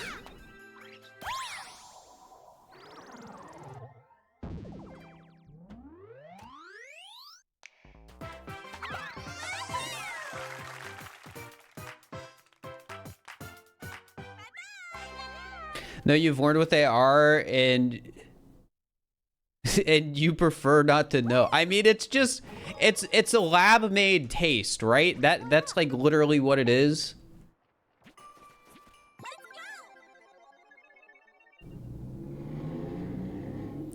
When it says natural flavors on that, it means they made a flavor in a lab. Oh, hi.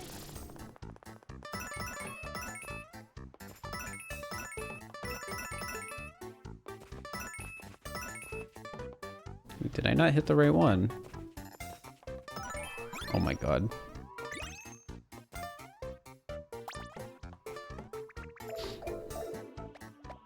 Sparkling lemonade's good.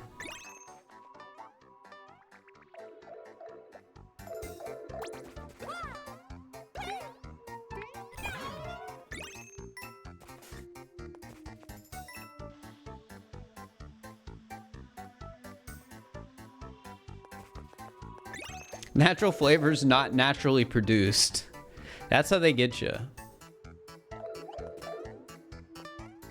Carbon makes your tongue say ow. Yeah.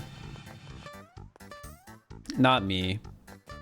I feel like I'm at the other end of the spectrum where I could almost chug an entire LaCroix.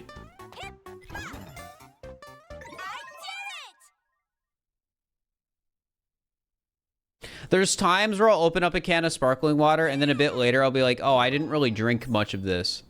And then I'll just chug the rest of it. So it's like, the carbonation's died down a bit, but I am chugging basically the whole thing. So there's a part of me that's convinced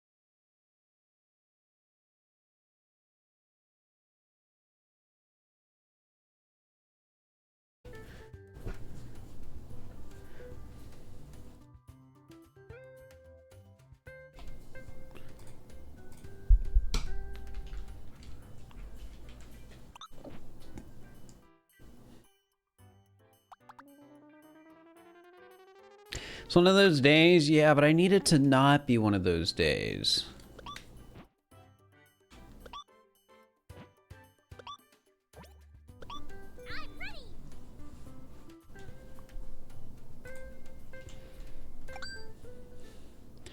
I want to finish this. I can't pack until,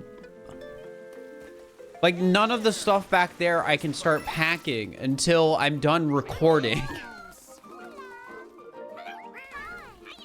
Because imagine I just went live and then there was just nothing back there. It'd be weird.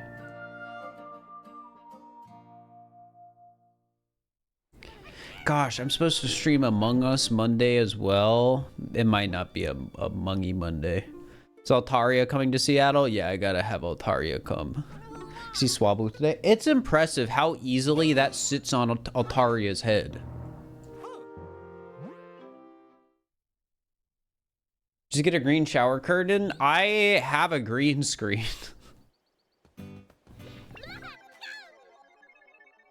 I don't think I want to try green screening it. It wouldn't be that bad. It wouldn't. But I wouldn't like it. It would bother me.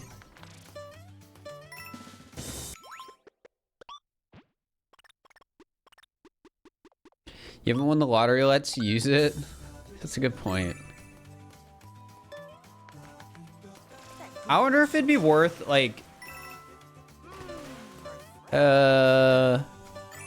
Like, I wonder if having a plain background makes the face tracking better on stuff like live 2D when you're using a VTuber.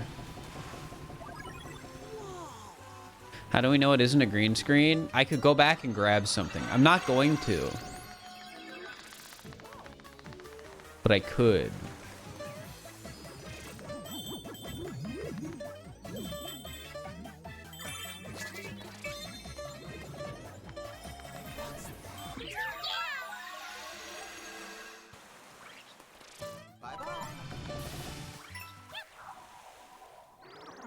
Sounds a little sus. I mean...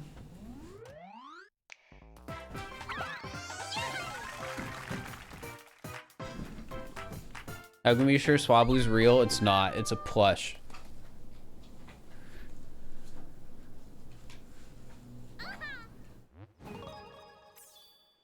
A stuffed animal.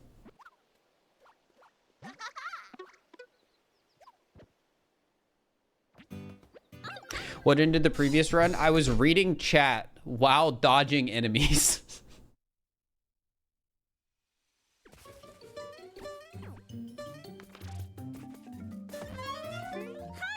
Yeah, Swablu is something Jacob got me while in Japan. So the chat tag on it, I'm pretty sure is Japanese. Which is neat. It is a good plush.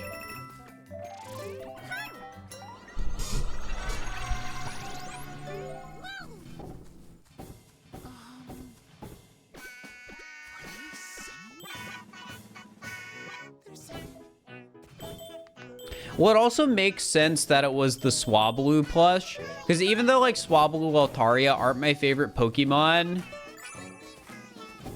him and Jaden, more so Jaden, are to blame for me having the Altaria.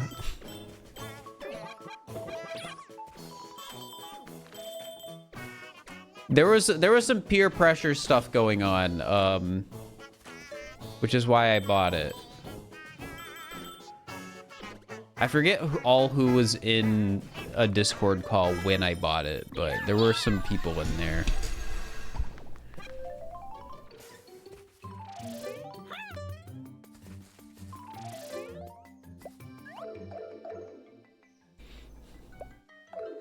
Whale Lord's in the other room right now. I tried to see if I could put Whale Lord into my biggest size box. I couldn't. So yeah, that definitely means Altaria is not gonna fit in my biggest size box.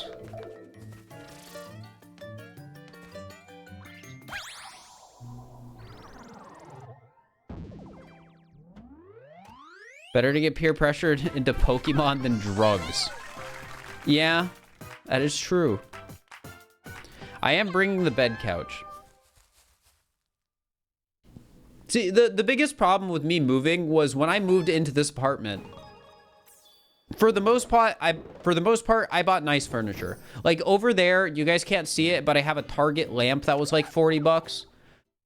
But all the other stuff I got, like this desk that my computer's on, my TV console, my TV, my coffee table, it's all nice, it's all generally nice stuff.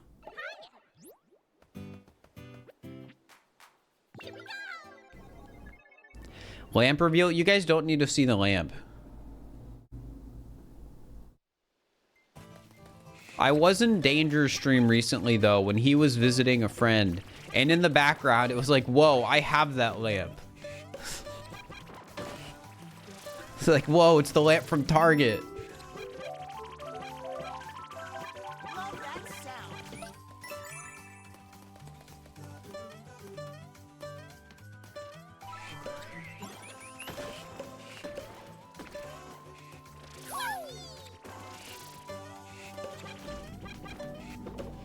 But yeah, yeah, the core problem, I bought nice furniture, so when I moved, I had to actually move the furniture because it would be a waste to get rid of it.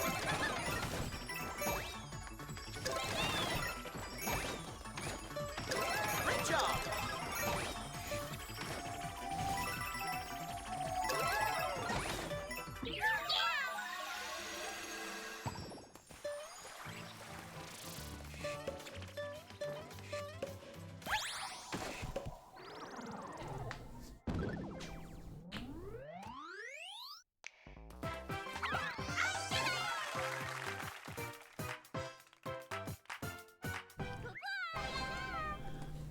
You're curious of wall color?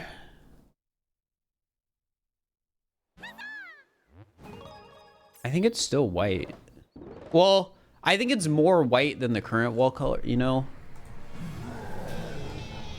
Let's find out. What color wall was it?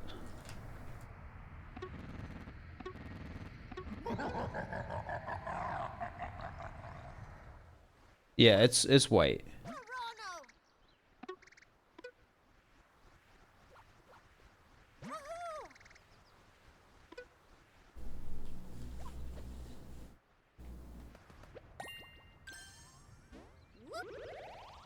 There's a lot of like cheap, half decent furniture out there. Yeah, secondhand could be a way to go. You could try the like whole Facebook marketplace type of places. Generally speaking, if I want to start working with somebody new, I want them to be over 18. That being said, if you're not over 18, that doesn't mean you couldn't necessarily find people who are willing to work with you as a video editor. But I would just be cautious. I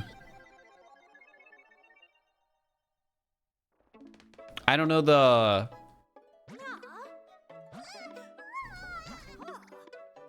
Like, I don't think... Like, if you're doing video editing work for people, you're probably not going to be on payroll if you're under 18 for sure. But yeah, I think you can, like, take commissions and do video editing commissions. This way.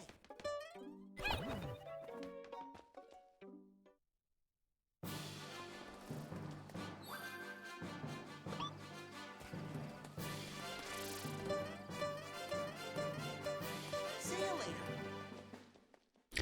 Will you be streaming in 5 years? I have no idea.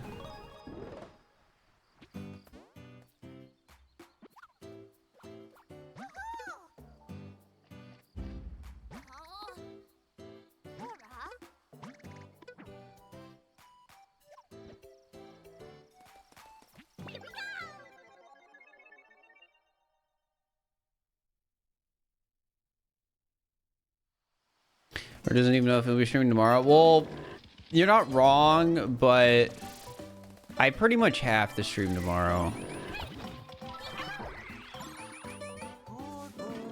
Like, if I don't stream tomorrow, I might not finish this in time.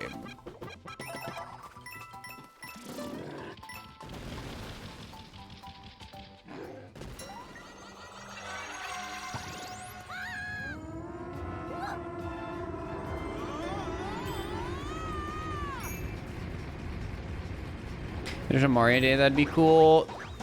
Yeah, but that's... It's not something I would mention in the video, I guess is a way to put it.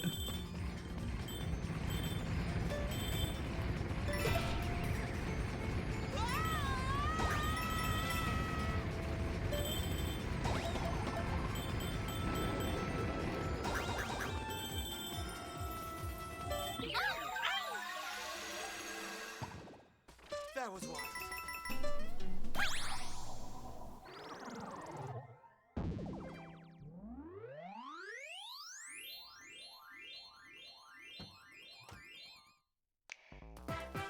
Ba-da-da-da-dum.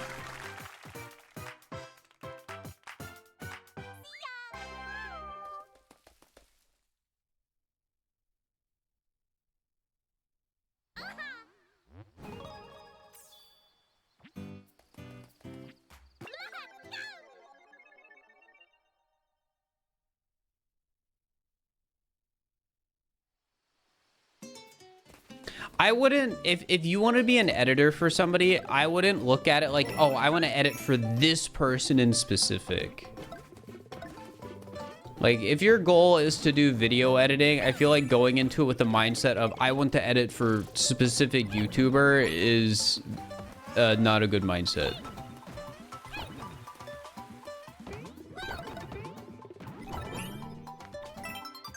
Like, I guess to put it into perspective, like the last time I put applications up, I had like 80 people, I think, put in applications by the time I reviewed them.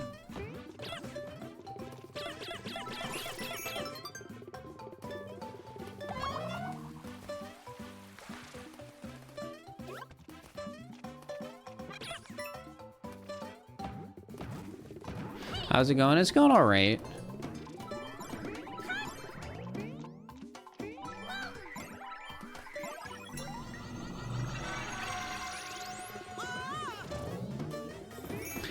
Yeah, it's hard to be choosy if you're trying to be, I feel like, a YouTube video editor. And I'll be honest, I think one of the best ways to learn to edit videos is just to edit some stuff on your own. And that can either be making your own content or, and exercise caution if you do this, you could just try editing some other people's content to learn. I mainly say be careful because when re-upload, like if you want to upload it somewhere, you should get permission first.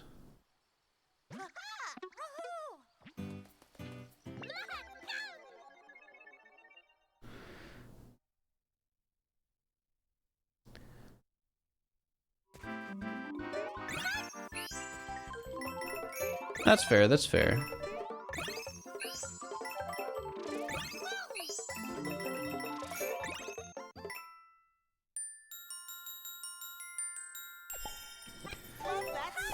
Just an energy I hated the first job she really got. Yeah, that's what it's like sometimes.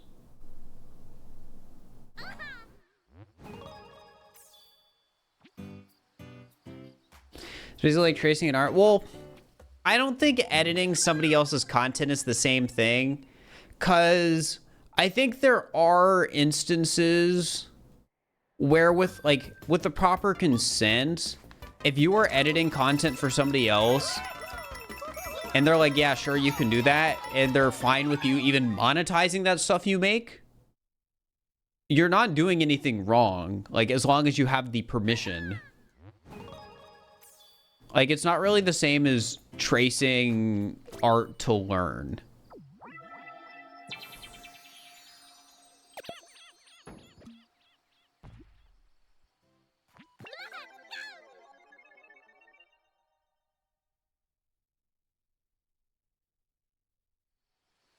Yeah, you definitely want permission.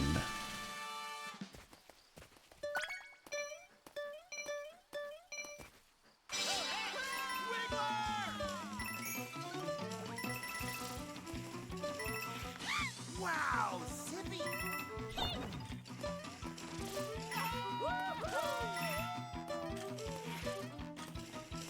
Go, go, go. You got this.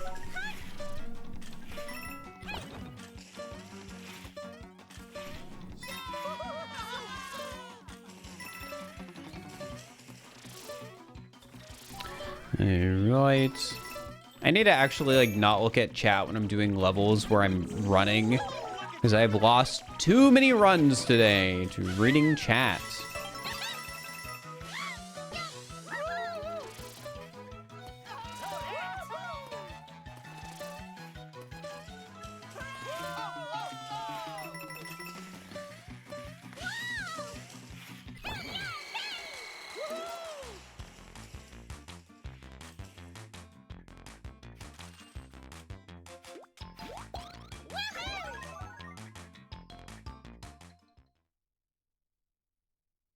Tracing doesn't teach you anything? Well, it depends.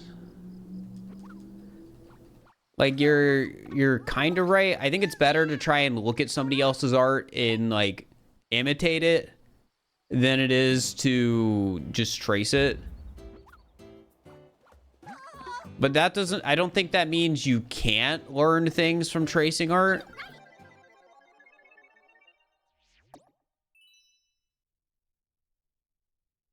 But a lot of what you learn ultimately is going to come down to you and how you're approaching using tracing as an exercise. Because if you're just mindlessly copying, like, then you're probably not really going to learn anything. You've got it. Impressive. Yeah, like that sounds like a lot more productive, Morbid Panda, than just, like, just tracing. So, yeah, like, it depends.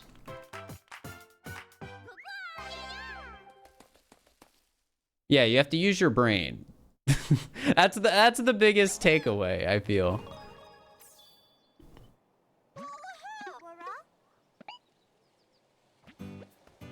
I think that applies to a lot of things. Like, you could do something over and over again, but if you're not using your brain, you're not really going to learn anything. You got to do the thing and make an active effort to learn. Ew. What are you looking at?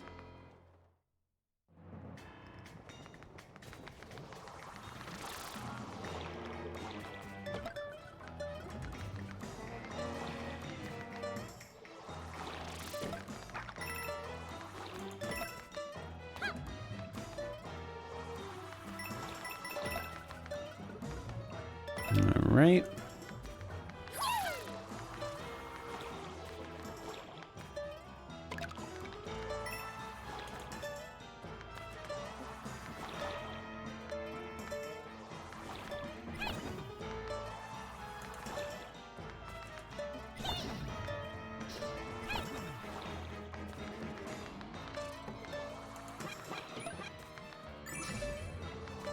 We love these levels.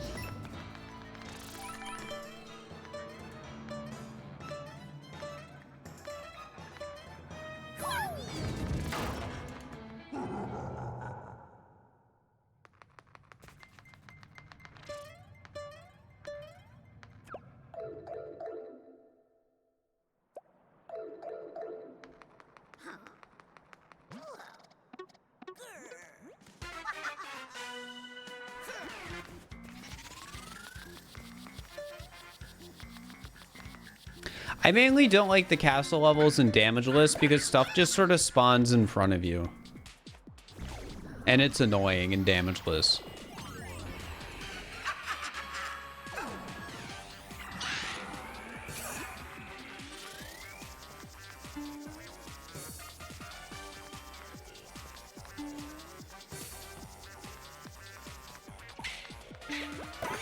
That was close. I almost missed that.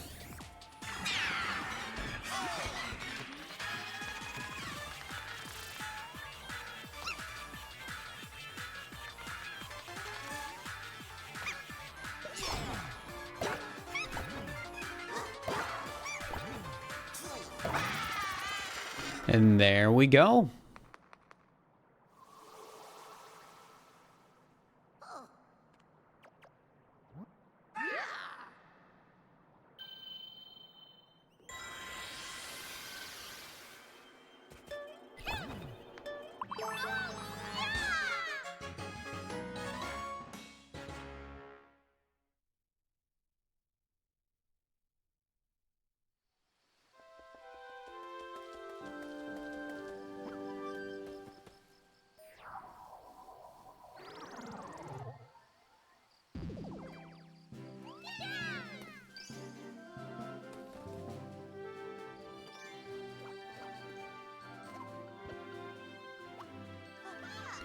All right, we're back to World 2 once again. See you later. Oh, man. It's felt like such a long stream, but I've really only been going for 2 hours.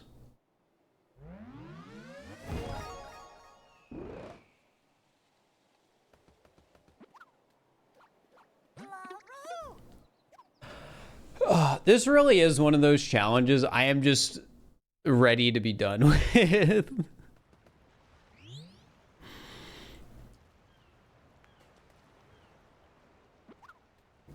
Like, it's a video I want to do for sure. But there's other stuff I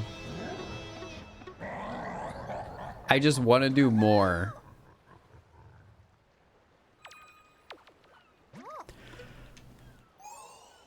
Because I am more passionate about those ideas.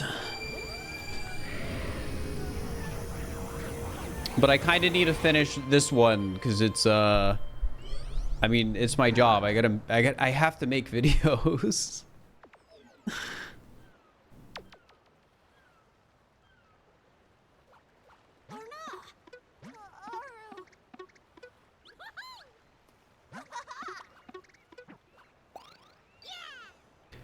I kinda do need to pay rent.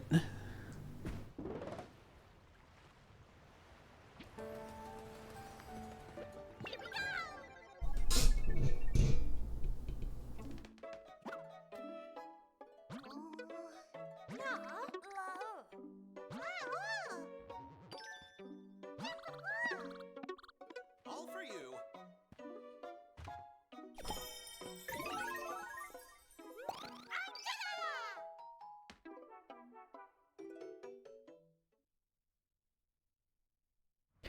So chat, I've been getting in a habit of, how do I word it? So like I've purchased and used like face wash in the morning before. So like a face wash to use when I'm outside of the shower, but I've never really been in a good habit of doing it like every day. But I've been getting back on it recently, and face wash mentions. Hi, Sarah. And the one I'm using now feels so much better than anything I've used before. That's really all I wanted to say. My face just feels good now.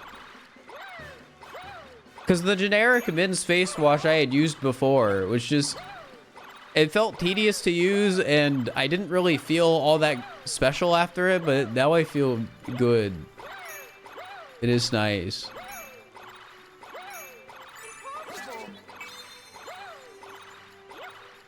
I got recommended the CeraVe, or however you say it. So you're gonna have a 5-step process? I mean, I'll take it. I am of the belief that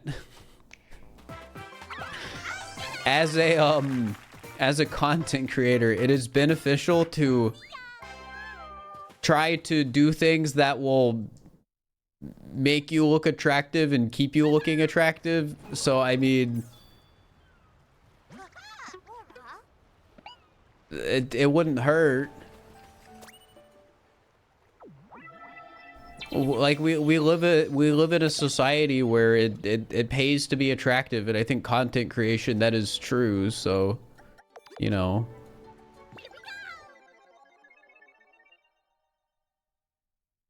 That's part of the reason I want to lose weight.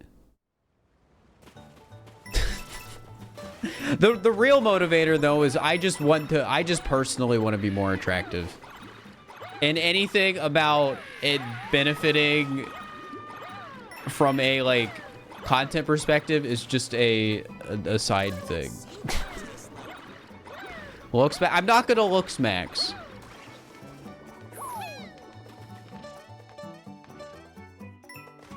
Or you just use a VTuber model. I mean, I guess that like is something you can do.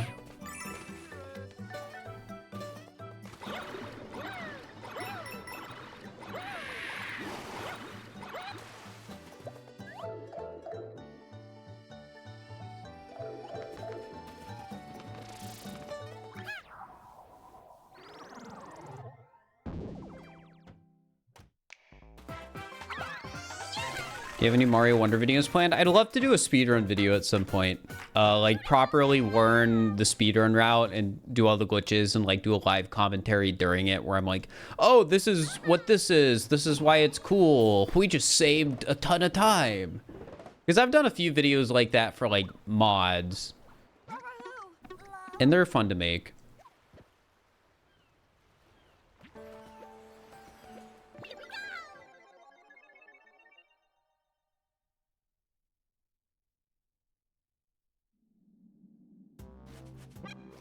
But yeah, since I mentioned weight, chat, I haven't lost like a ton of weight like recently because I've been slowing down my routine with like going to the gym a bit because I've just been busy. But from when like I started, I am down over 10 pounds, which is pretty cool. I'd probably be down more if I actually ate healthy. But I don't. I eat McDonald's. McDonald's mac and cheese. Those are my two foods.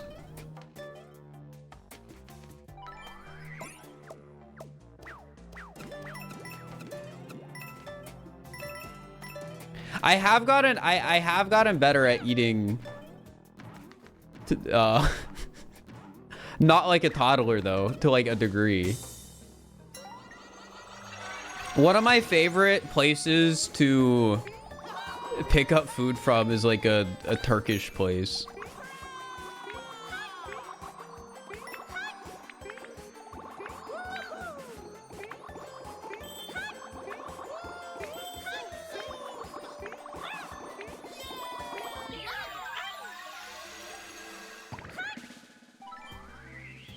Everything feels so clean now. Like one day I just decided to go there and get something on the menu without any like substitutions or like asking to have anything taken off, just taking the whole thing with everything in it, and it was really good. It's like, okay, I gotta come back here more.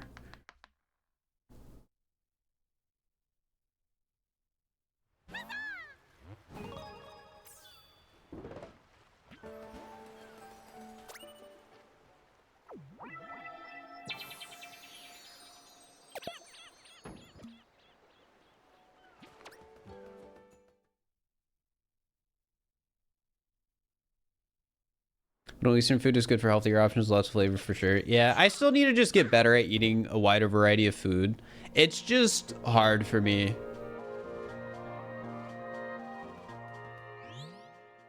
Like right now, I would say I'm at a point where if I am put into a situation where I would have to eat unfamiliar food, I will. But I'm really bad at putting myself in that situation myself.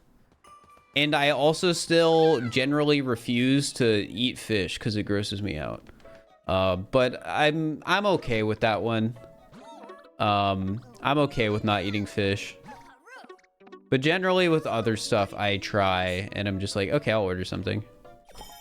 And then if I don't like it, just whatever, I deal with it.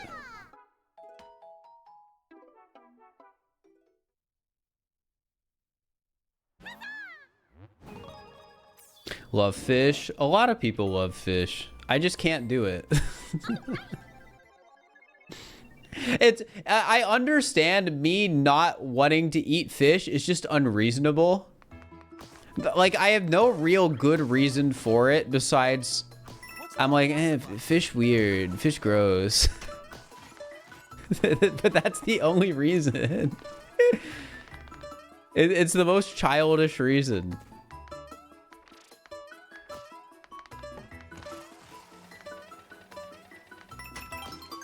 It's definitely more of a vibe thing.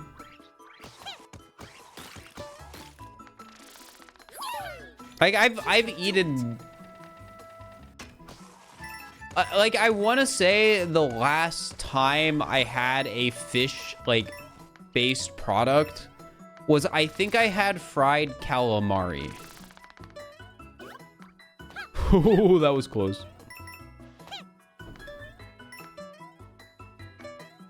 And I think it was fine.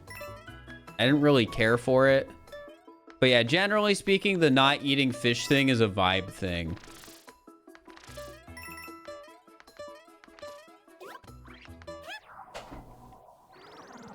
Not fish. That's octopus. Whatever. Seafood. Does it make it better if I say I don't eat seafood off of vibes than if I say I don't eat fish off of vibes? Because... yeah. Time to make Fir do blindfolded taste test. You could maybe get me to do that. Like, I think realistically, you could get me to try, like, grilled and cooked fish, but not seafood. Or, sorry, not sushi.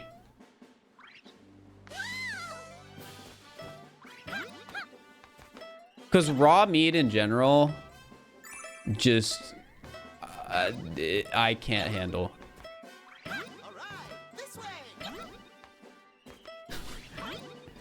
I used to work in a kitchen, and every time I had to handle raw meat, it made me uncomfortable. Which is part of why I struggle with cooking. Because I am not good at handling uncooked meat. Sushi isn't raw, it's mainly vegetables and rice. Sashimi is raw fish.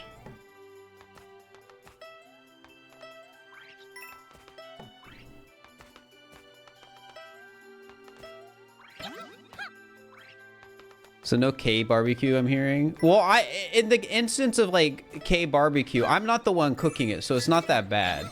But I guess if I'm looking at it, that's still an issue sometimes.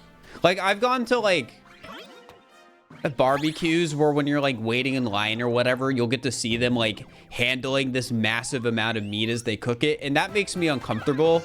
But that hasn't stopped me from eating at those places. Because like it'll be like, oh, I'm going with some friends, I just sort of deal with it. Sushi is raw fish. Sashimi is just fish with nothing else. Okay, that's what I thought. I think more vegetarian stuff might be a good option in general. It is would be the smart thing to do, yeah. The hope is, chat, that me moving in with somebody will motivate both of us to cook.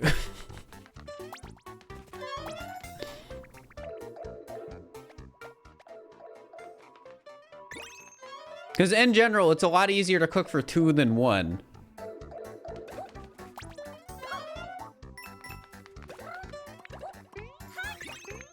I keep forgetting to put the cap back on.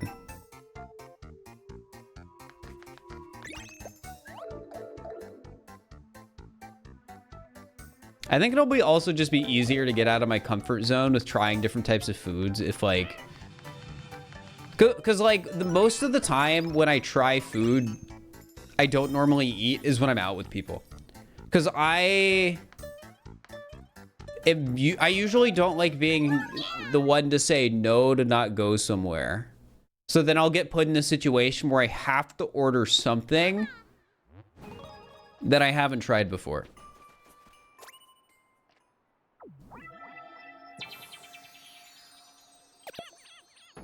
And then usually I'll order something and then I won't eat a lot of it because it's new, but I'll end up liking it. And then I won't try it again for another like 8 months.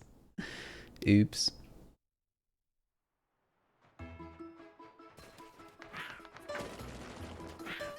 All right, this is the level I died on earlier because I was reading chat. Let's not do that again.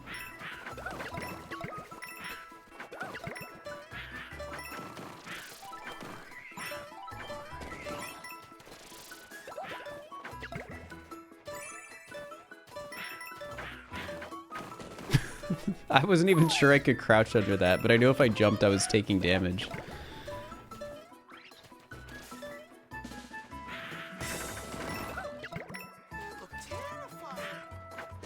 We passed the Among Us bricks, chat. There they were.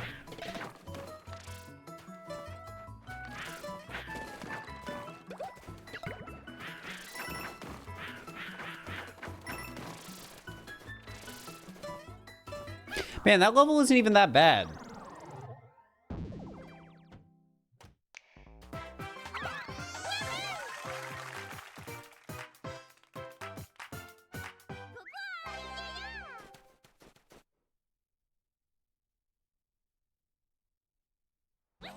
Doug has indoctrinated you to like ads. Let's go. This is something I was thinking about recently. So remember that Twitch leak a long time ago where everyone's income was for the last 2 years was just put on display? So that was like during COVID time, so people were making more than normal. Because more people were watching Twitch. But at the same time, that was before Twitch went in like hard on ads. So I'm kind of curious how much more people would be making now if that leak happened again today. Because I think the number, in spite of like people not getting the crazy COVID viewers that they got anymore, I still think the numbers in general would have gone up. And I could be wrong, but I feel like they would have gone up because I don't know, like you can make a decent chunk of money from ad views on Twitch. Like when I was streaming more regularly, I know I was making a good amount. Plus partner program. Well, partner plus wouldn't really affect like the top percentage of streamers like ads would, but it probably would help the baseline.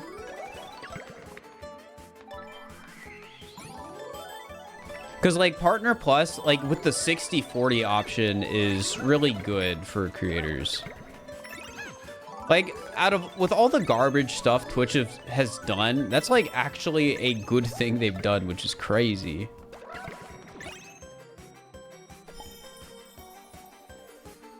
Like they removed the 100K cap too, right?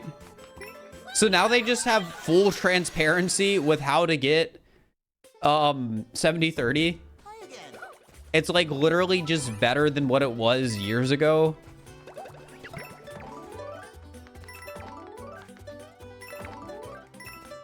I think streaming service is charging more now for not allowing multiple people on the same account. It's probably helping Twitch views. I don't know if it's the same market. I feel like if somebody's like, oh, I can't watch Netflix right now because of account sharing, I don't think their option is necessarily, oh, I'm going to go watch a Twitch streamer. Like, I don't think they're quite the same market. Not to say there's no overlap. I'm sure plenty of people in chat watch Netflix, but I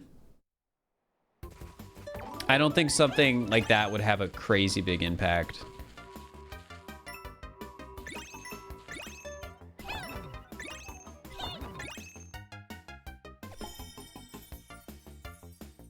Sure, many adults even know what Twitch is.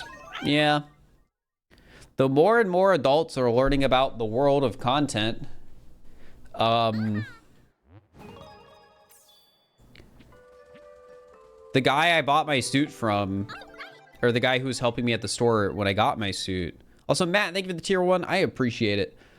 He knew what YouTubers were.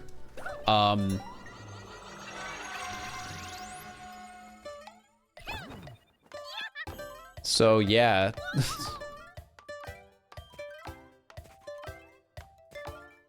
He had a funny story with it, but I don't want to tell that story because of privacy reasons.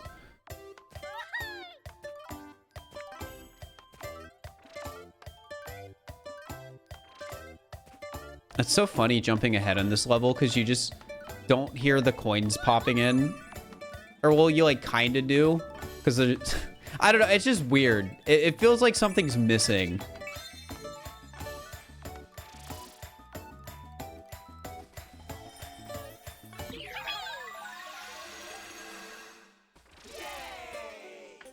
No, no, no. I didn't mean a fursuit. I mean the, like, business suit I bought.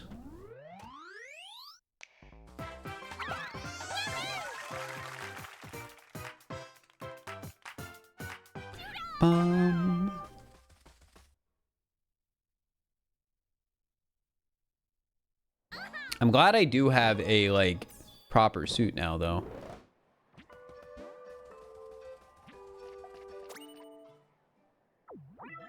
I've seen crumble cookies, but I've never ordered from it.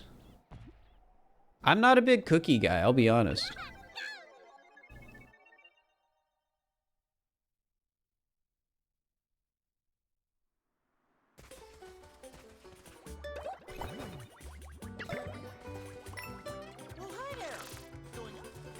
All right, let's actually pay attention a little bit so I don't lose another run in World 2 today. Good, a bit overpriced for you. That's fair.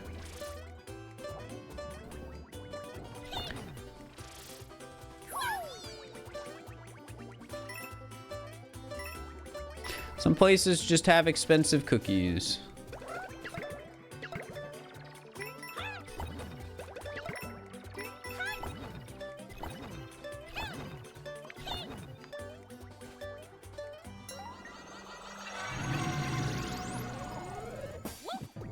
Eating crumble cookies might be all the calories for a day. Yeah.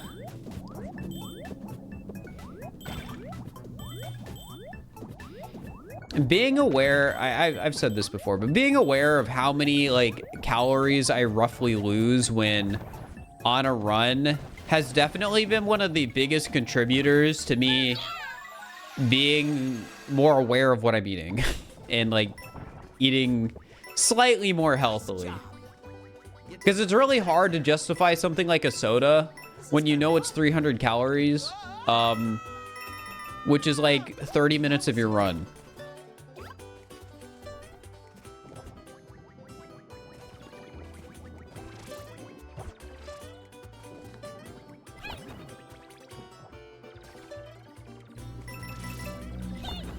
Like, it puts everything into perspective. Like, oh, if I drink this, it's 30 minutes of work. It makes it really hard to get stuff like milkshakes. It's like, oh man, this is an hour and a half of running if I drink this. Do I drink diet soda? I cheat sometimes with diet for that exact reason. I know diet isn't like a perfect solution to everything, but because it has its own detriments. But at least I know it will help me lose weight. But I still try to avoid drinking it.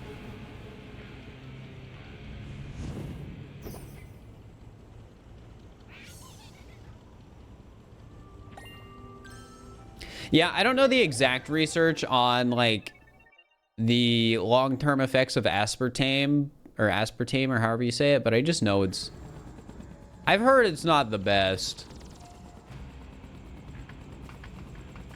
But I mean, hey, if you're doing stuff in moderation, you know, do whatever.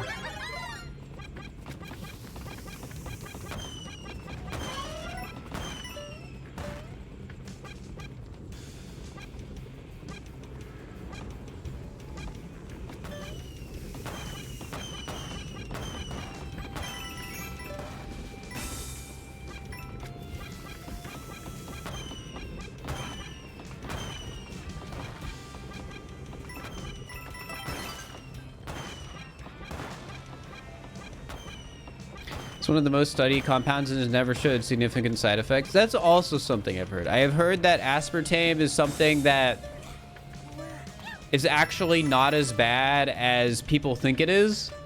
But I haven't looked at the studies myself, so I don't really know.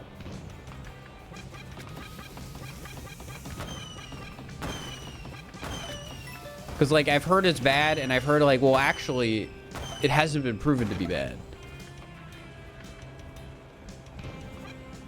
I still think the moral of the story is drink water. Because that's probably the healthiest thing you could drink no matter what. You don't have to worry what studies in 10 years will say.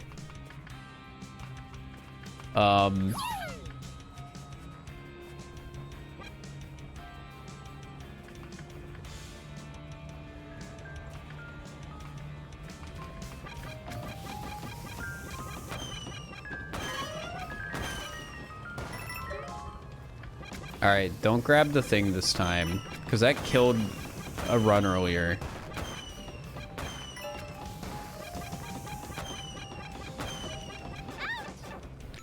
I didn't see him. I was looking at chat again. I was looking at chat again.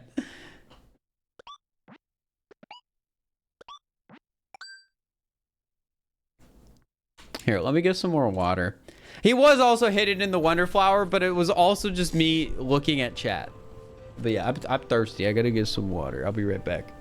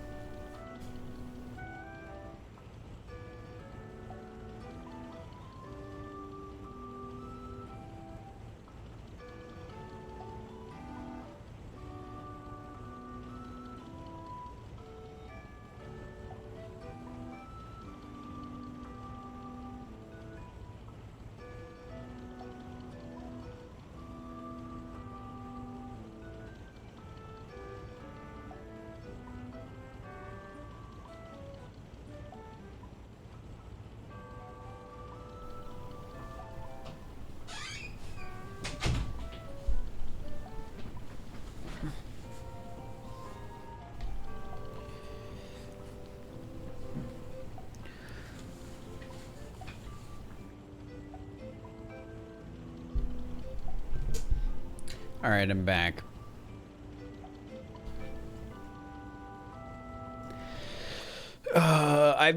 Today's mood has been, I want to talk with chat, which is really bad when you're doing damageless challenge run.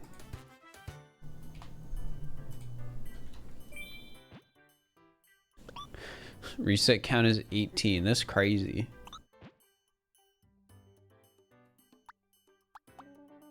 The reset count can gamble. Is 18 the gambling age in the US, right? It is.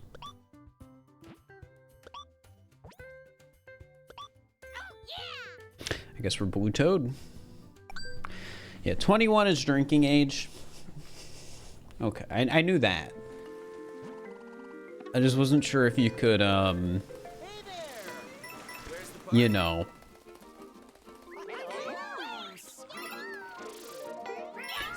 Gamble.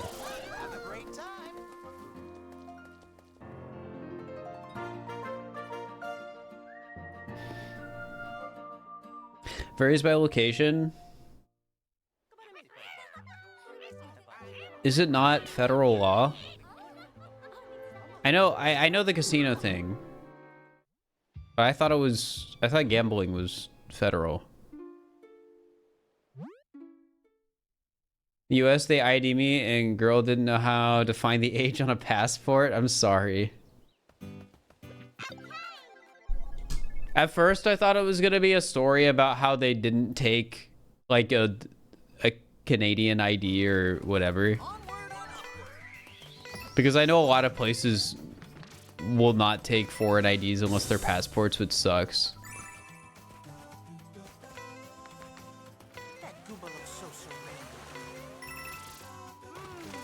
I get why, but it does suck.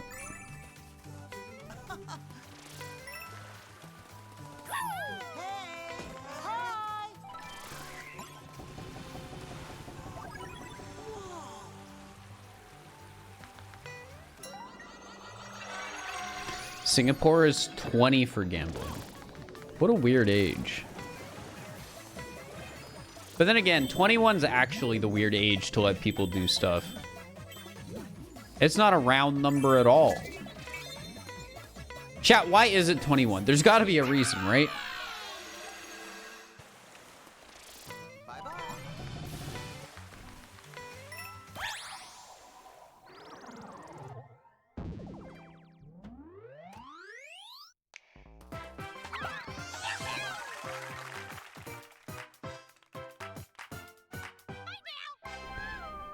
End of college-ish? Dang, are you really supposed to finish college at 21? That's hecked up.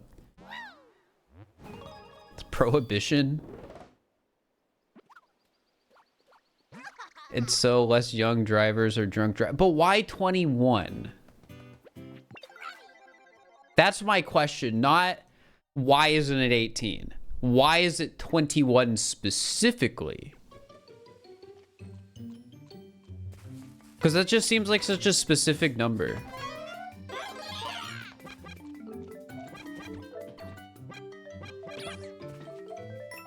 Anyone older than 20 that makes enough money that it hurts the campaign, probably. You know? That's probably not it, but I'm going to believe it blindly.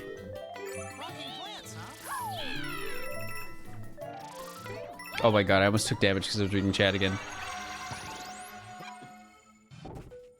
They lost federal high. Why did the National Minimum Drinking Age Act of 1984 choose 21?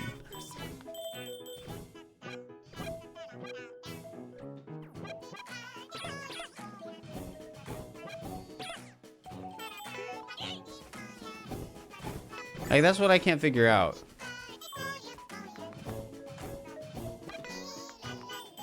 He's killing them. I might take damage if I don't.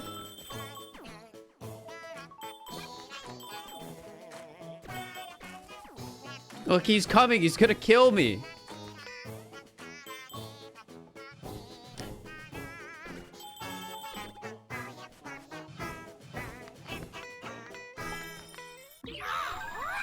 You can't kill people? They're plants.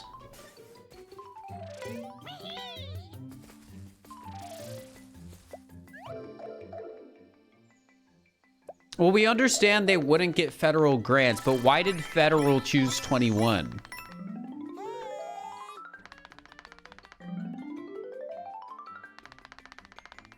I'm not asking what would have happened if the states didn't make it 21. I'm asking why 21 was the number that was picked.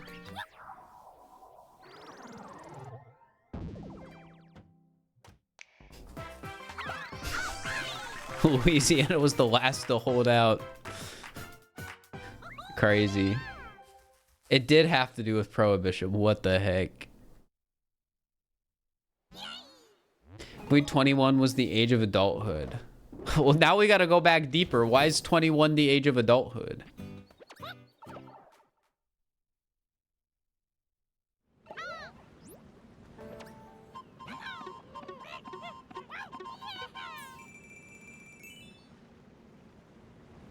It was the age of vote until the 70s.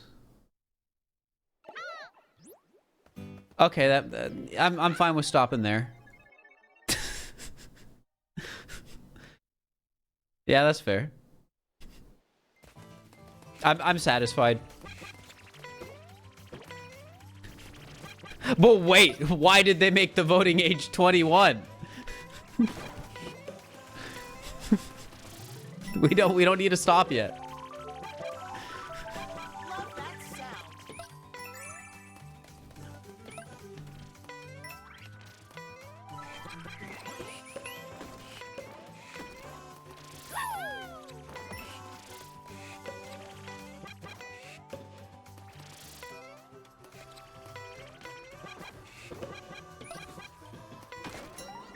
We still haven't figured it out. We haven't figured out why 21.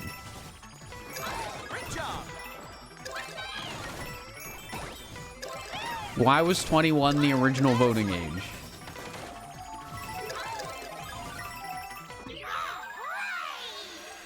Can you copy a paragraph? Sure.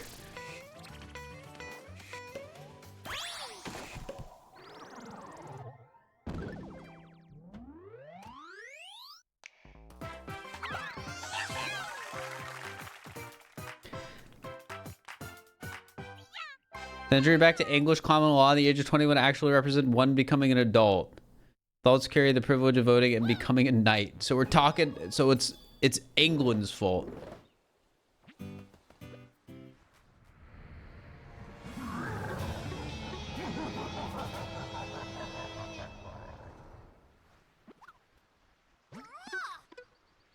But why? But why could you be knighted at the age of 21?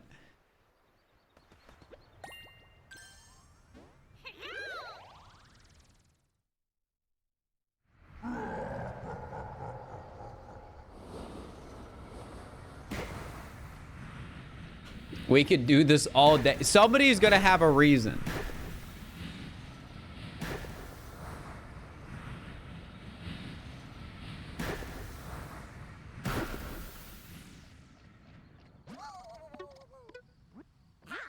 It's probably something really petty. It might be, but how will we know unless we get there?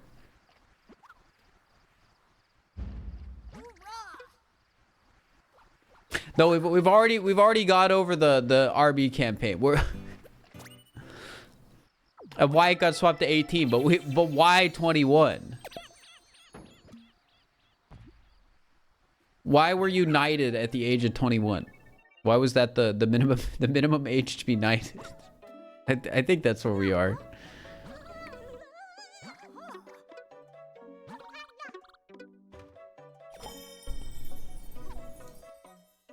Just 21 probably because you had kids almost old enough.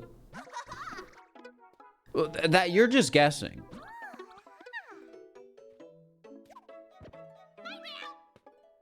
Well, I'm not looking for a probable. I'm not looking for a probably. I'm looking for at least a Wikipedia article.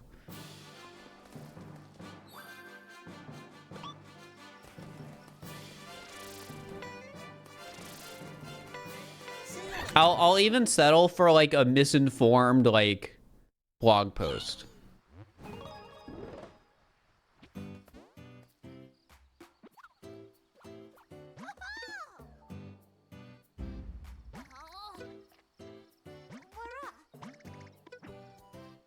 Guys, we're not at drinking anymore. We're at medieval nights.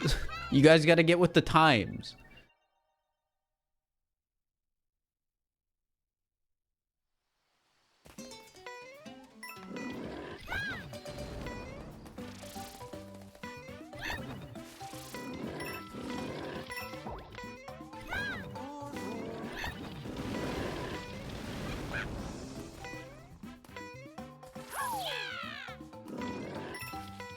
All right.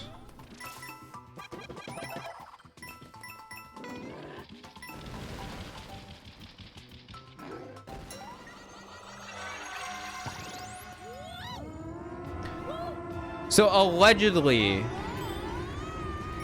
night training was finished at 21, which led to the drinking age in after Prohibition being.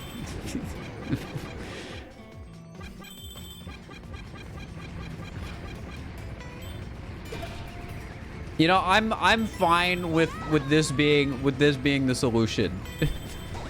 The drinking age was 21 because knights in medieval England finished their training at 21. That was why. That might not be right, but I will Reedsy, you shouldn't have said that. Why did squires pledge allegiance to their lords at 21?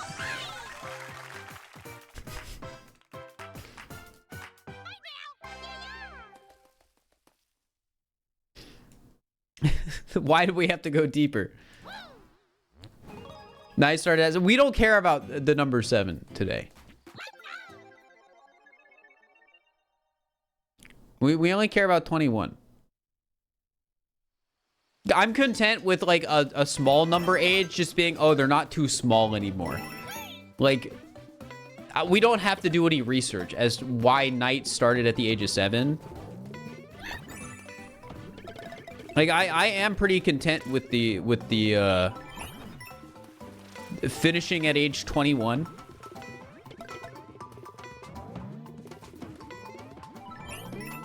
Oh, oops, I didn't mean to go up. Why did nights end at 21? Because, well, for the same reason, kids finish school at whatever age.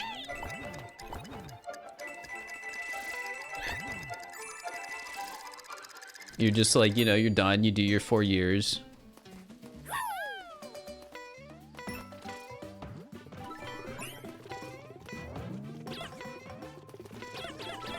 I, for one, spent like 7 years in college. No, I think it was 6.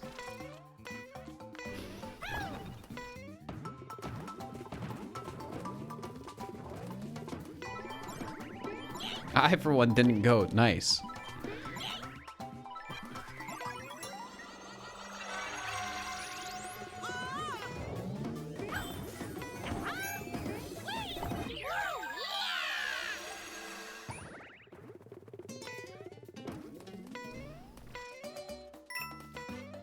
But yeah, shoutouts to swapping degrees and taking time off of school. So you start in 2017 and finish in 2022.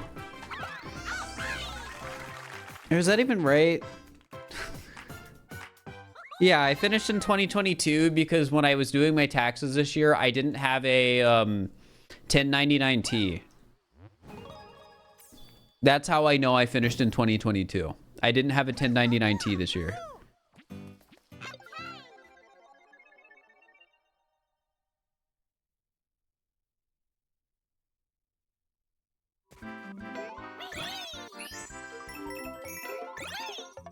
Why 1099? Dude, there's a lot of tax codes.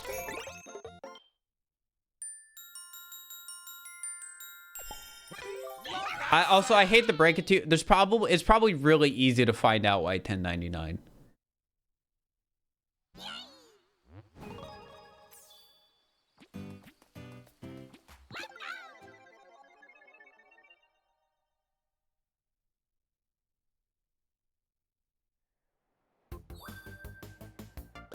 I also don't care about that one as much. Like, I don't care about it as much as figuring out why 21 is the age of adulthood.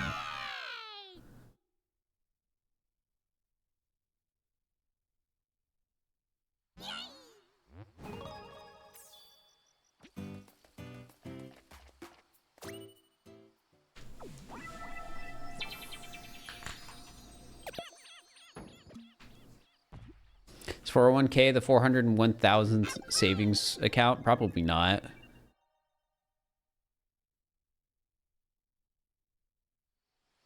When is 402k gonna drop? I don't know. Ask that one to your like tax advisor or your financial advisor.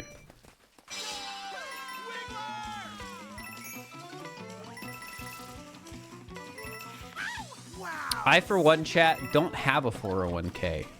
I have a SEP IRA.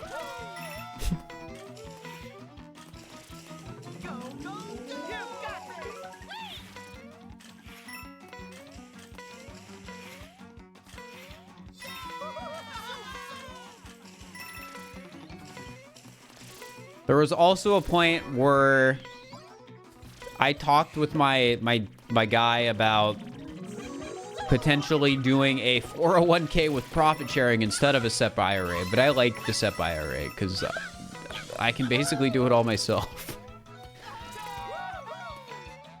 Or a 401k with profit sharing sounded confusing. But it would have let me put more money away into a retirement account. Because with the SEP IRA, you can only put, I think, this isn't tax advice by the way. I think a SEP IRA lets you put up to 25% of your W-2 income away into the account every year. But with the 401k with profit sharing,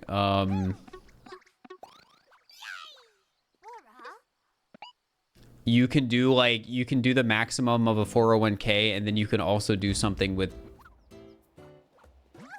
Then I think you also get like the 25% or something like that too. I forget the exact details, but I just knew it would let me put away more. But why 25%? Because that's like a good round number.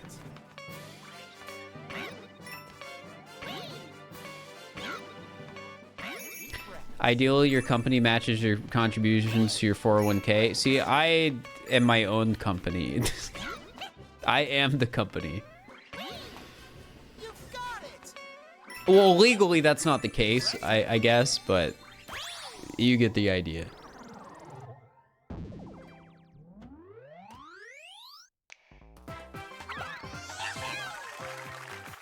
Match yourself? Well, I don't have a 401k though.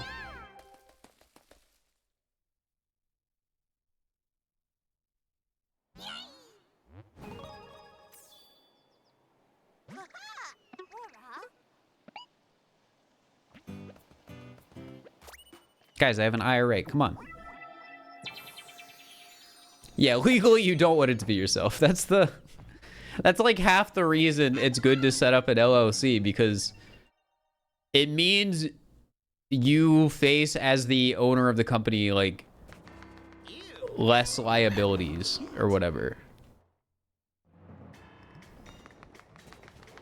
Like if your company were to get sued, they'd only be able to take your company's money. They wouldn't be able to take your personal money or something like that. Not legal tax magic advice or whatever, but yeah, basically companies are magic.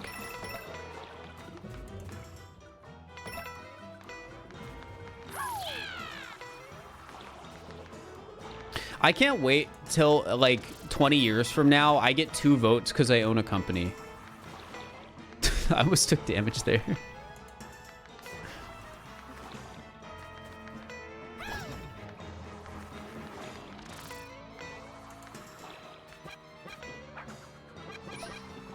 Please stop tempting fate, Fir.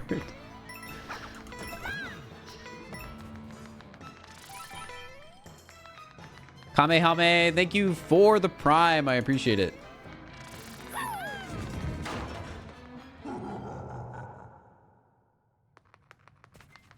Can I insider trade with myself? I am the sole owner of the company. So, no.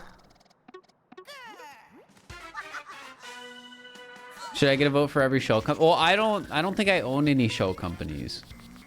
I don't really know what a shell company is. Like, I vaguely know what one is.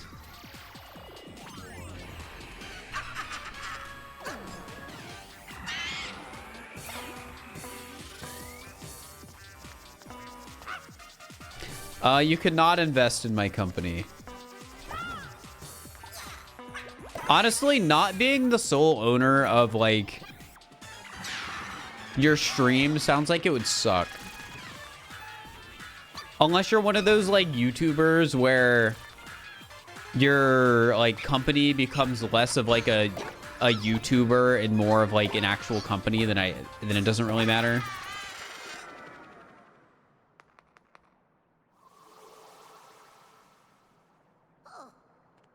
Yeah, I feel like with game theory, like, MatPat doesn't necessarily need to be the sole owner.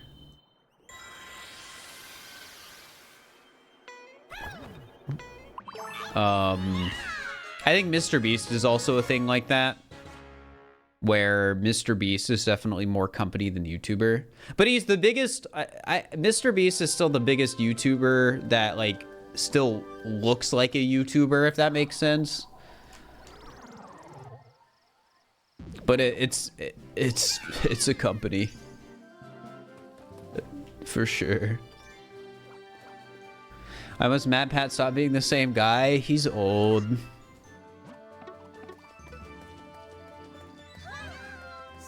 And when I say he's old, I mean he's old for a YouTuber. He's also a bajillionaire, so, you know, I can understand wanting to, like, soft retire. I feel like if a lot of people were in MatPat's situation, they would do the same thing. Yeah.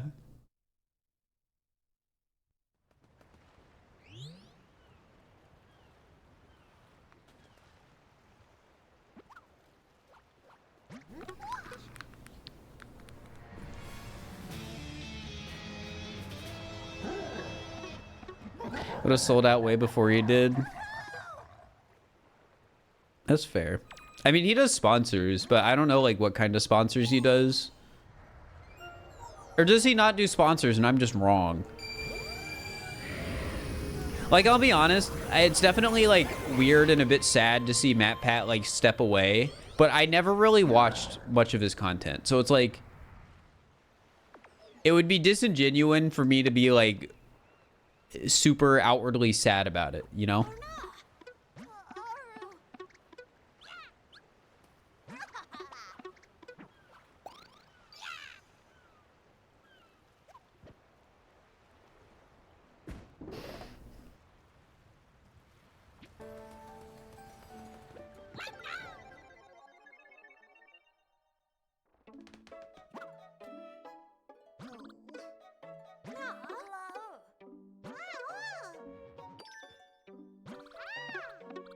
All for you.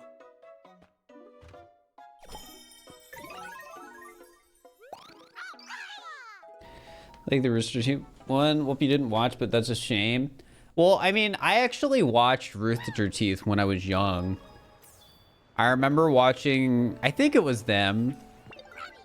Like some of their just like weekly like content.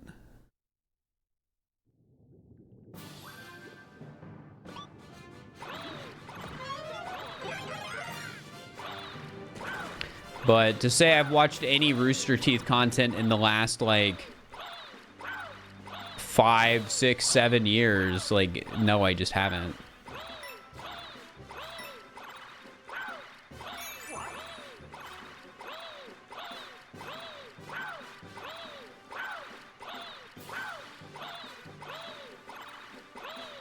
Sometimes I think about what's gonna happen when I'm done. And so I also sometimes think about when I'm gonna be done. Because I'm in this weird situation of like, I still am very passionate for what I'm doing.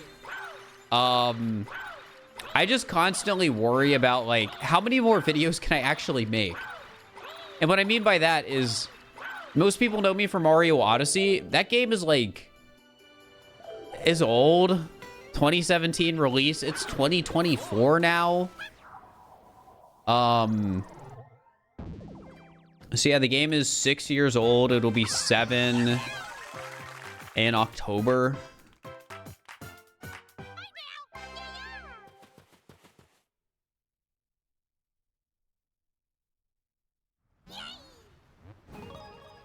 So yeah, I think a lot of what I do over this next year will sort of determine the future of myself as a YouTuber. Like if I make something like the Pokemon Sleep video and it suddenly like is a really good video, or some of the other ideas I have, then I feel like I could be in a very promising spot. But if those videos don't do as well, I don't know. Like, I'm sure I could still at least coast.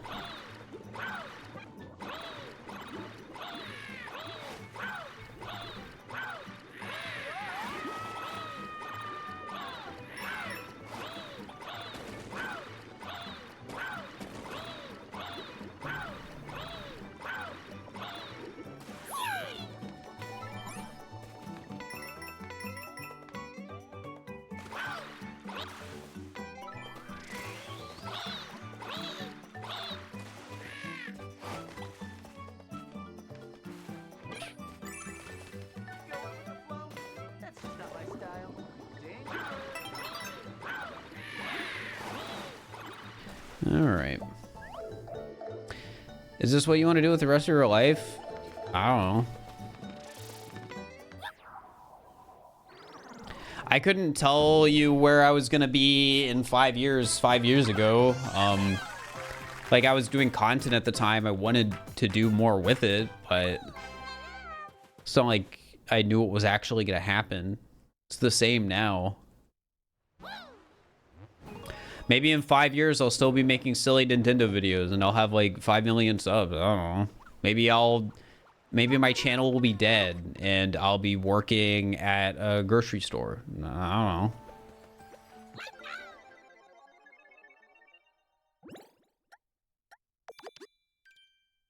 Maybe my channel will be dead, but I won't be working at a grocery store and I'll just be streaming to however many people are watching now.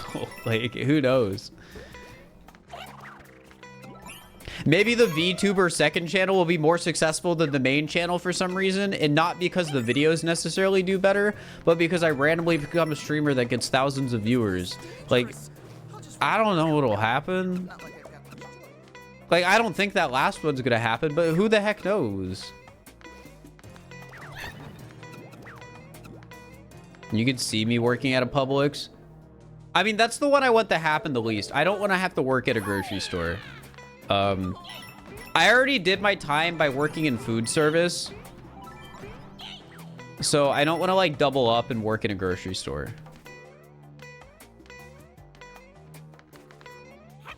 Because that means I'll have done both of the jobs that, you know. Yeah. You did food service? I did kitchen work. So I didn't really have to deal with people much. I did get trained to do hosting though. So I would have had to deal with people if I ever did more than just getting trained to host. But yeah, I fortunately didn't have to deal with people much, but working in a kitchen sucked. I didn't like it. Everything feels so clean now.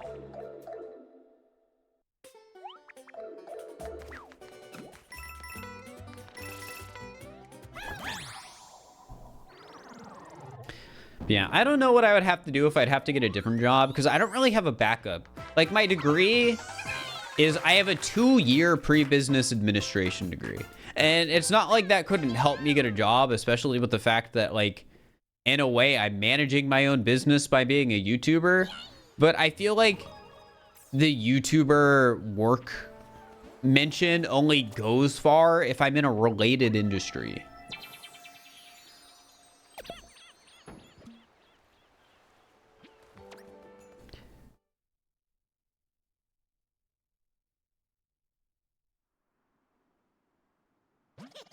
Yeah, who knows? Maybe I'd go back to school or something. No, I wouldn't. Let's not even joke.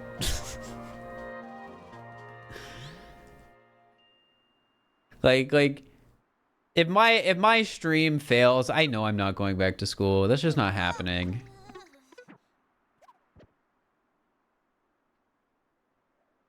The cost of college will probably have gone up like 20%, while general money will have only inflated like 8%.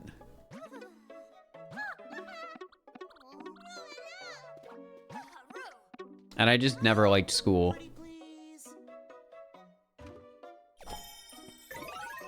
You know, if you took time off, you'd never go back. Yeah, that's fair. It's honestly impressive I even got a degree. Because I finished my degree, I think, post hide and seek. But it was just one of those things where I'm so freaking close, I might as well. So I dropped out. Well, I transferred colleges from the, like, I'll just say it doesn't matter anymore. I was at UC, which is just, you know, your typical college. And then I transferred to a community college because it was cheaper. And then finished off a associate degree.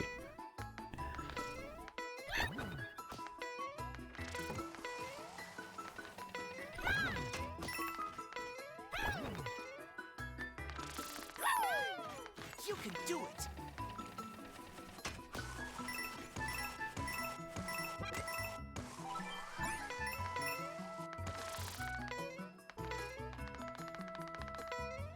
All right.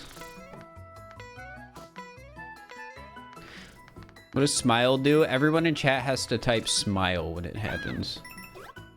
This has been a while. People don't redeem it as much anymore, which is fair. I haven't really been streaming enough for people to get those channel points. Should be proud of myself. I mean, I'm proud I have a piece of paper in my closet that says, I did go to school. Yeah, and there it is. See, people have to smile. You actually have to do it twice because there were 2 redemptions. That's just how it works. I think it's fair to want to work at a game company, but I will say this. If you want to make games, I feel like you don't want to work at Nintendo of America, because I I don't think that would really be a job where you'd be making games. I don't think Nintendo of America exists to make games. All right, this way.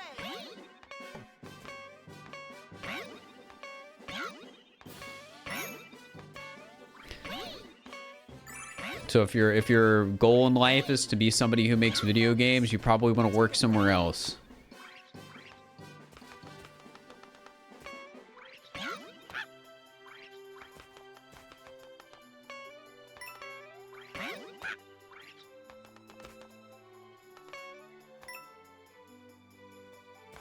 Way to ruin that guy's dream.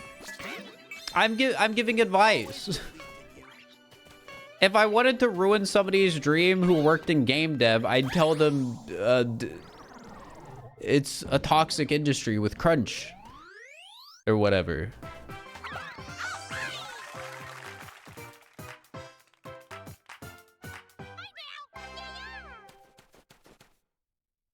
But no, I'm like, if you want to make games, you gotta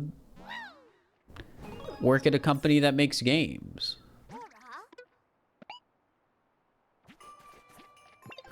Or you gotta learn Japanese and somehow get a job at specifically Nintendo, which sounds like it'd be very hard if you're not a native. Oh, hi.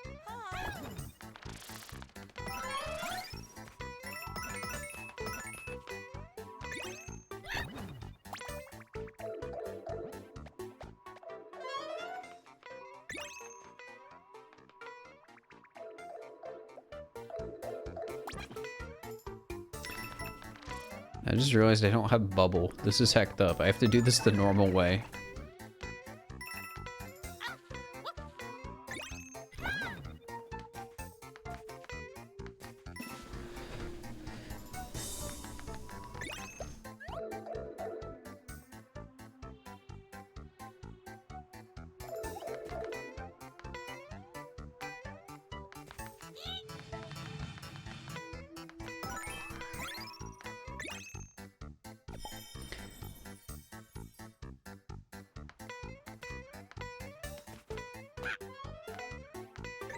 There we go. Have you heard of the Odyssey? Like the Mario Odyssey or Homer's Odyssey? One I had to read in high school, and I stopped reading it partway through and just looked at the Spark Notes because I was retaining more knowledge reading the Spark Notes than I was reading the book. And that is true. Once I started only reading the Spark Notes and not reading the book at all, I started understanding the book more because of how hard of a read it is.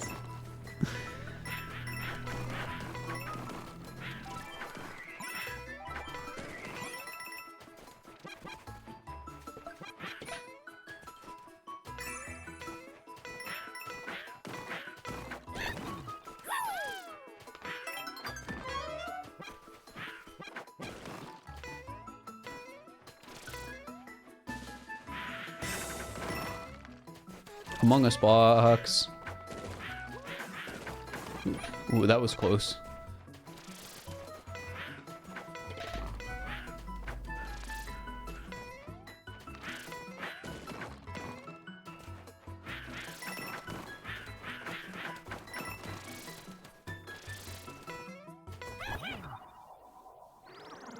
It's like that when you read the Canterbury Tales in the original language for class, Nearly Impossible. I don't think I ever had to read that one.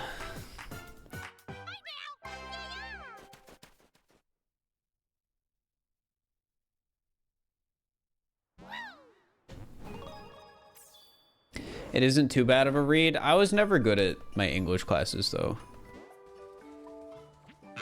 I was always very bad at retaining knowledge when I read books. Why? I don't know. It's just how it was. Could not retain information when reading. Could not stay focused while reading either.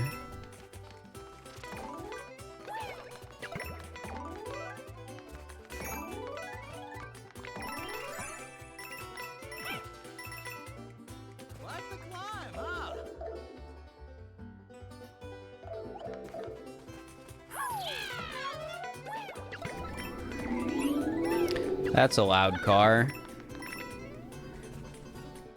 Chat, when I move, we should have less of that, but it won't necessarily never happen.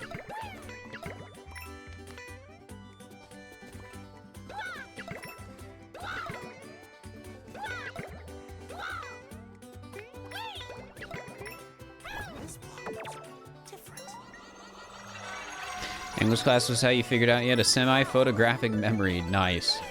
I wish that were me.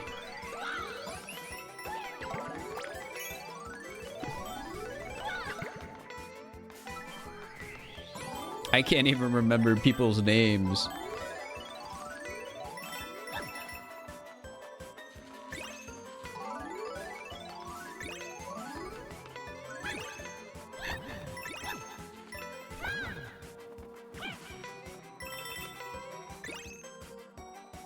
I was thinking about this recently, and I was wondering if there is anything to it.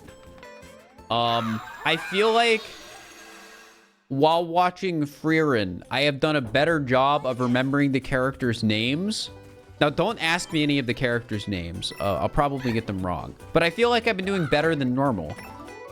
And I was wondering if that's because it almost feels like some of the names in that are more like Western with the way they're said and spoken. Or am I just dumb and they're not at all? Because I don't know. I hear a name like Himmel and I'm like, that sounds like a Western, like old English name.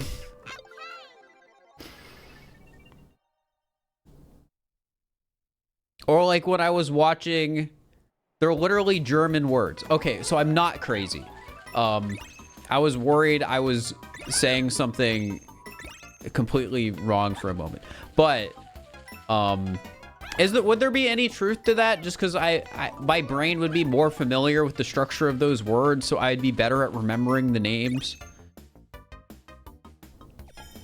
Because I almost felt like it was the same when I was watching what the heck is it called? Vinland Saga.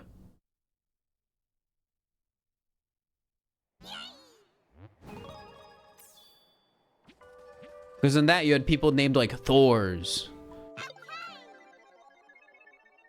It's like, oh, that's easy to remember.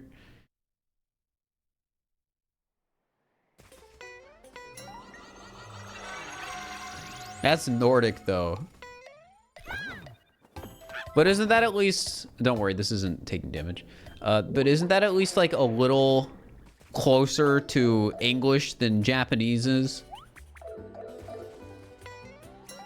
The shorter the name, the easier to be. That is also true.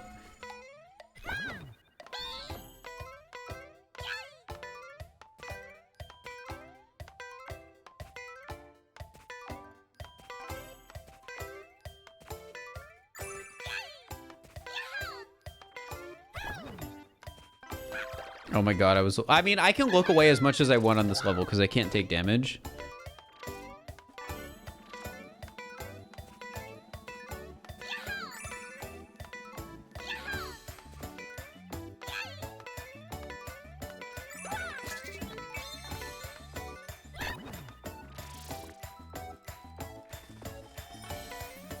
There we go.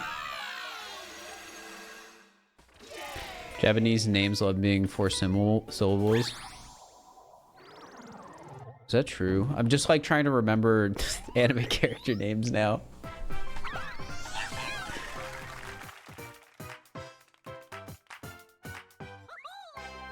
But yeah, names are hard. That's the takeaway. I can't remember names. That's why I love being a Twitch streamer, because I can look over at chat and be like, oh yeah, that's Cheesecake Militia. It's just right there. I don't have to remember it.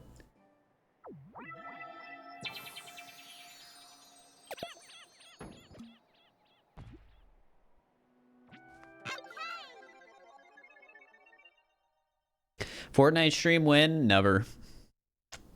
I streamed Fortnite once, and it was when Jacob did his Fortnite competition. But that's probably going to be the only Fortnite stream you guys get. Excluding the alt streams, those were a different breed. I needed to clear the battle pass, and I also wanted affiliate on my alt. But then they just added more emote slots and also made 70/30 a thing. So now I never stream on my alt because that would just mean people would subscribe and I'd earn less money from the subs, which is cringe.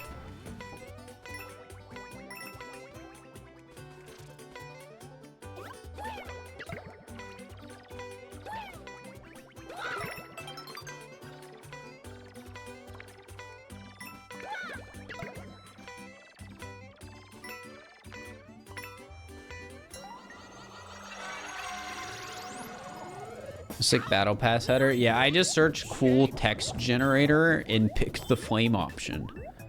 But it was pretty awesome.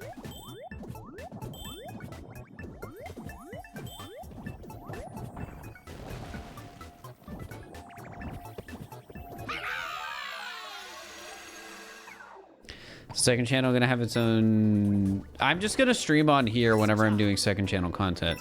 Like, I don't stream enough as is. So there's no harm in having all the streams in one place and then just letting people select which streams they are and aren't interested in. Like, if you don't want to watch a stream where I use a furry VTuber, you don't have to. And it's the same the other way around, where if you only want to watch the streams where I'm a furry VTuber, you can. Because on Twitch, it doesn't matter because there is no algorithm.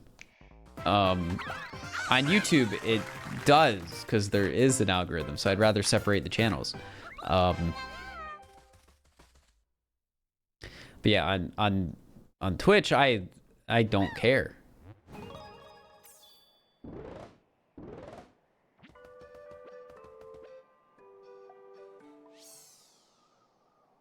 Yeah, I'm getting a VTuber. I think it's supposed to be worked on in April. And the plan is to stream casual content in it, so content that is very different from the Mario Challenge stuff, and then try and make a second channel with said content. We'll see how that goes. Because it's probably going to be run at a loss, just from my guess, but... yeah. You're a furry VTuber now? No. Not yet. Like, I'll say it again, because people, I know not everyone has heard me talk about this, but yes, there will be a VTuber. No, it will not affect the normal content. I am not going to change my main channel to suddenly have a furry VTuber. That being said, some people might be in a for a rude awakening when I make the Pokemon Sleep video, and I'm holding up a small puppet made of paper that is a furry. They might be like, dang. I didn't know you were a furry, man. I can't watch anymore. And then I will not read the comment, because I don't really read my comments.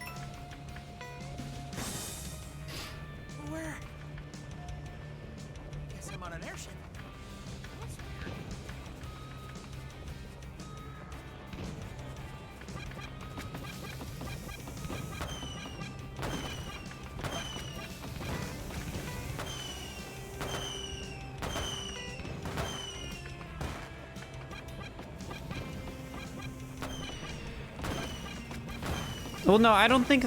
So, if people just don't want to watch the stuff with the VTuber, that's fine. Like, I don't think there's anything wrong with that. I think it's okay to look at a VTuber and be like, this makes me uncomfortable. I don't vibe with it or whatever. But I do think if finding out I'm a furry is a problem, then I don't know. All right, get up here this time. I'm not taking damage to that guy again.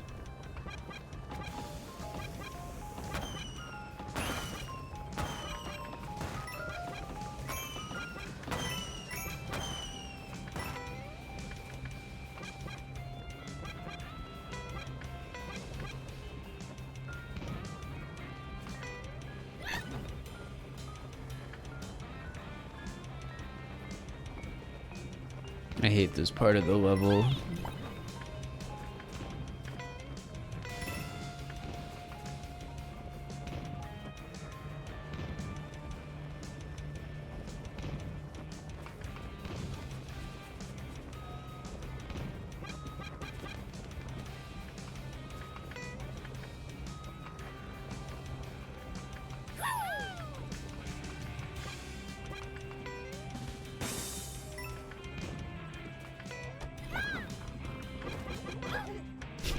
I always get scared when those guys pushes me because I'm like, oh yeah, they don't hurt me. We're good.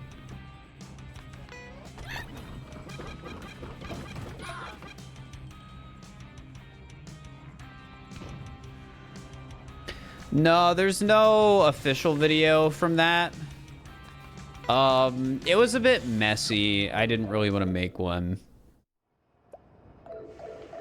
Like, I thought about it. I was kind of tempted, but I'd rather have a more, I guess, structured video than the original Prop Hunt stream.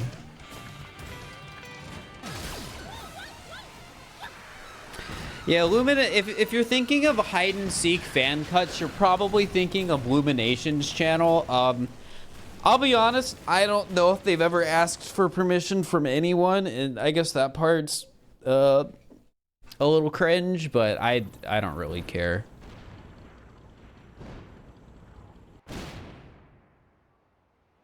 It's one of those things where I don't think they've ever made a video on the same round I made a video of.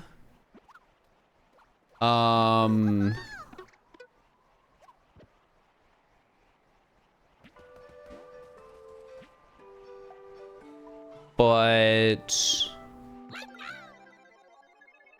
I don't know if that happened for other people, which if it did, that's a shame, but yeah, I mean, if it's the round I'm not making a video on, I really don't care. That sucks. I know I can click the exit course button, but in my opinion, that is cheating.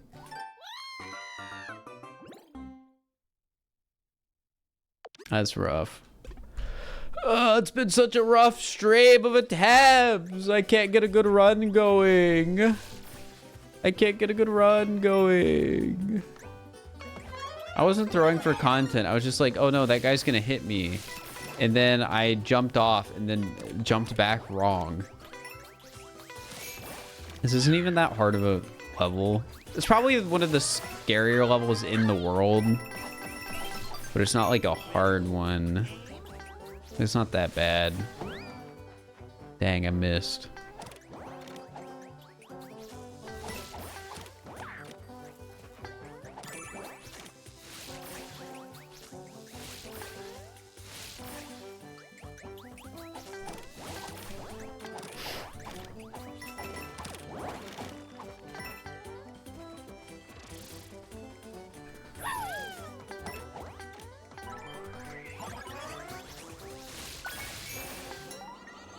Yeah, I'm just gonna beat this level real quick, and then I don't know.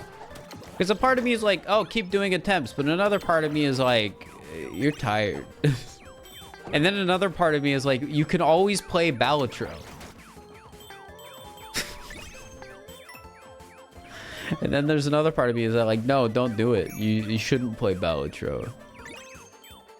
You've got work to do.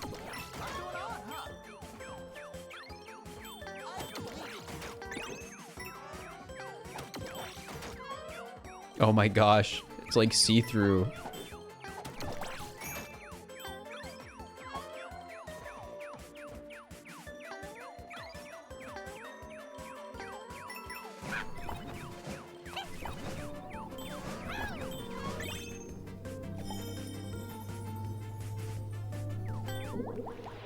Dude, that's so toxic that it can do that.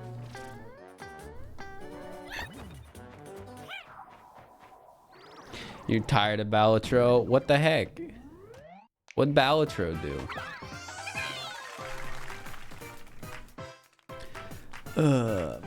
I think I should just chill and work on the other things I need to work on. I don't really want to start another run. I've been going for like 3.5 hours, so. I can go for longer, but I don't really want to start an attempt like almost 4 hours into stream. So let me remember to up the reset counter and turn off the timer. Yeah, rough day of attempts. But that's how it goes sometimes.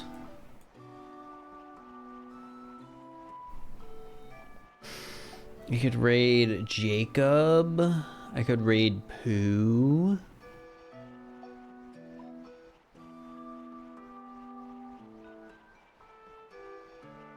Raid Dangers. Could raid Pixie. I might raid Pixie, because that's... But I also... Raiding people is hard. Is Philly's B-Day? Oh, that's a fair point. I could raid Philly. They're doing... Yeah, they're doing all moons. You guys love Mario Odyssey. I raid Philly. It's their birthday. Give them a happy birthday. They're doing the all moons category. But yeah, I'm going to go chill. And then I'm going to go work. And I'm also going to work out. I need to actually do that today. See you later. Bye-bye.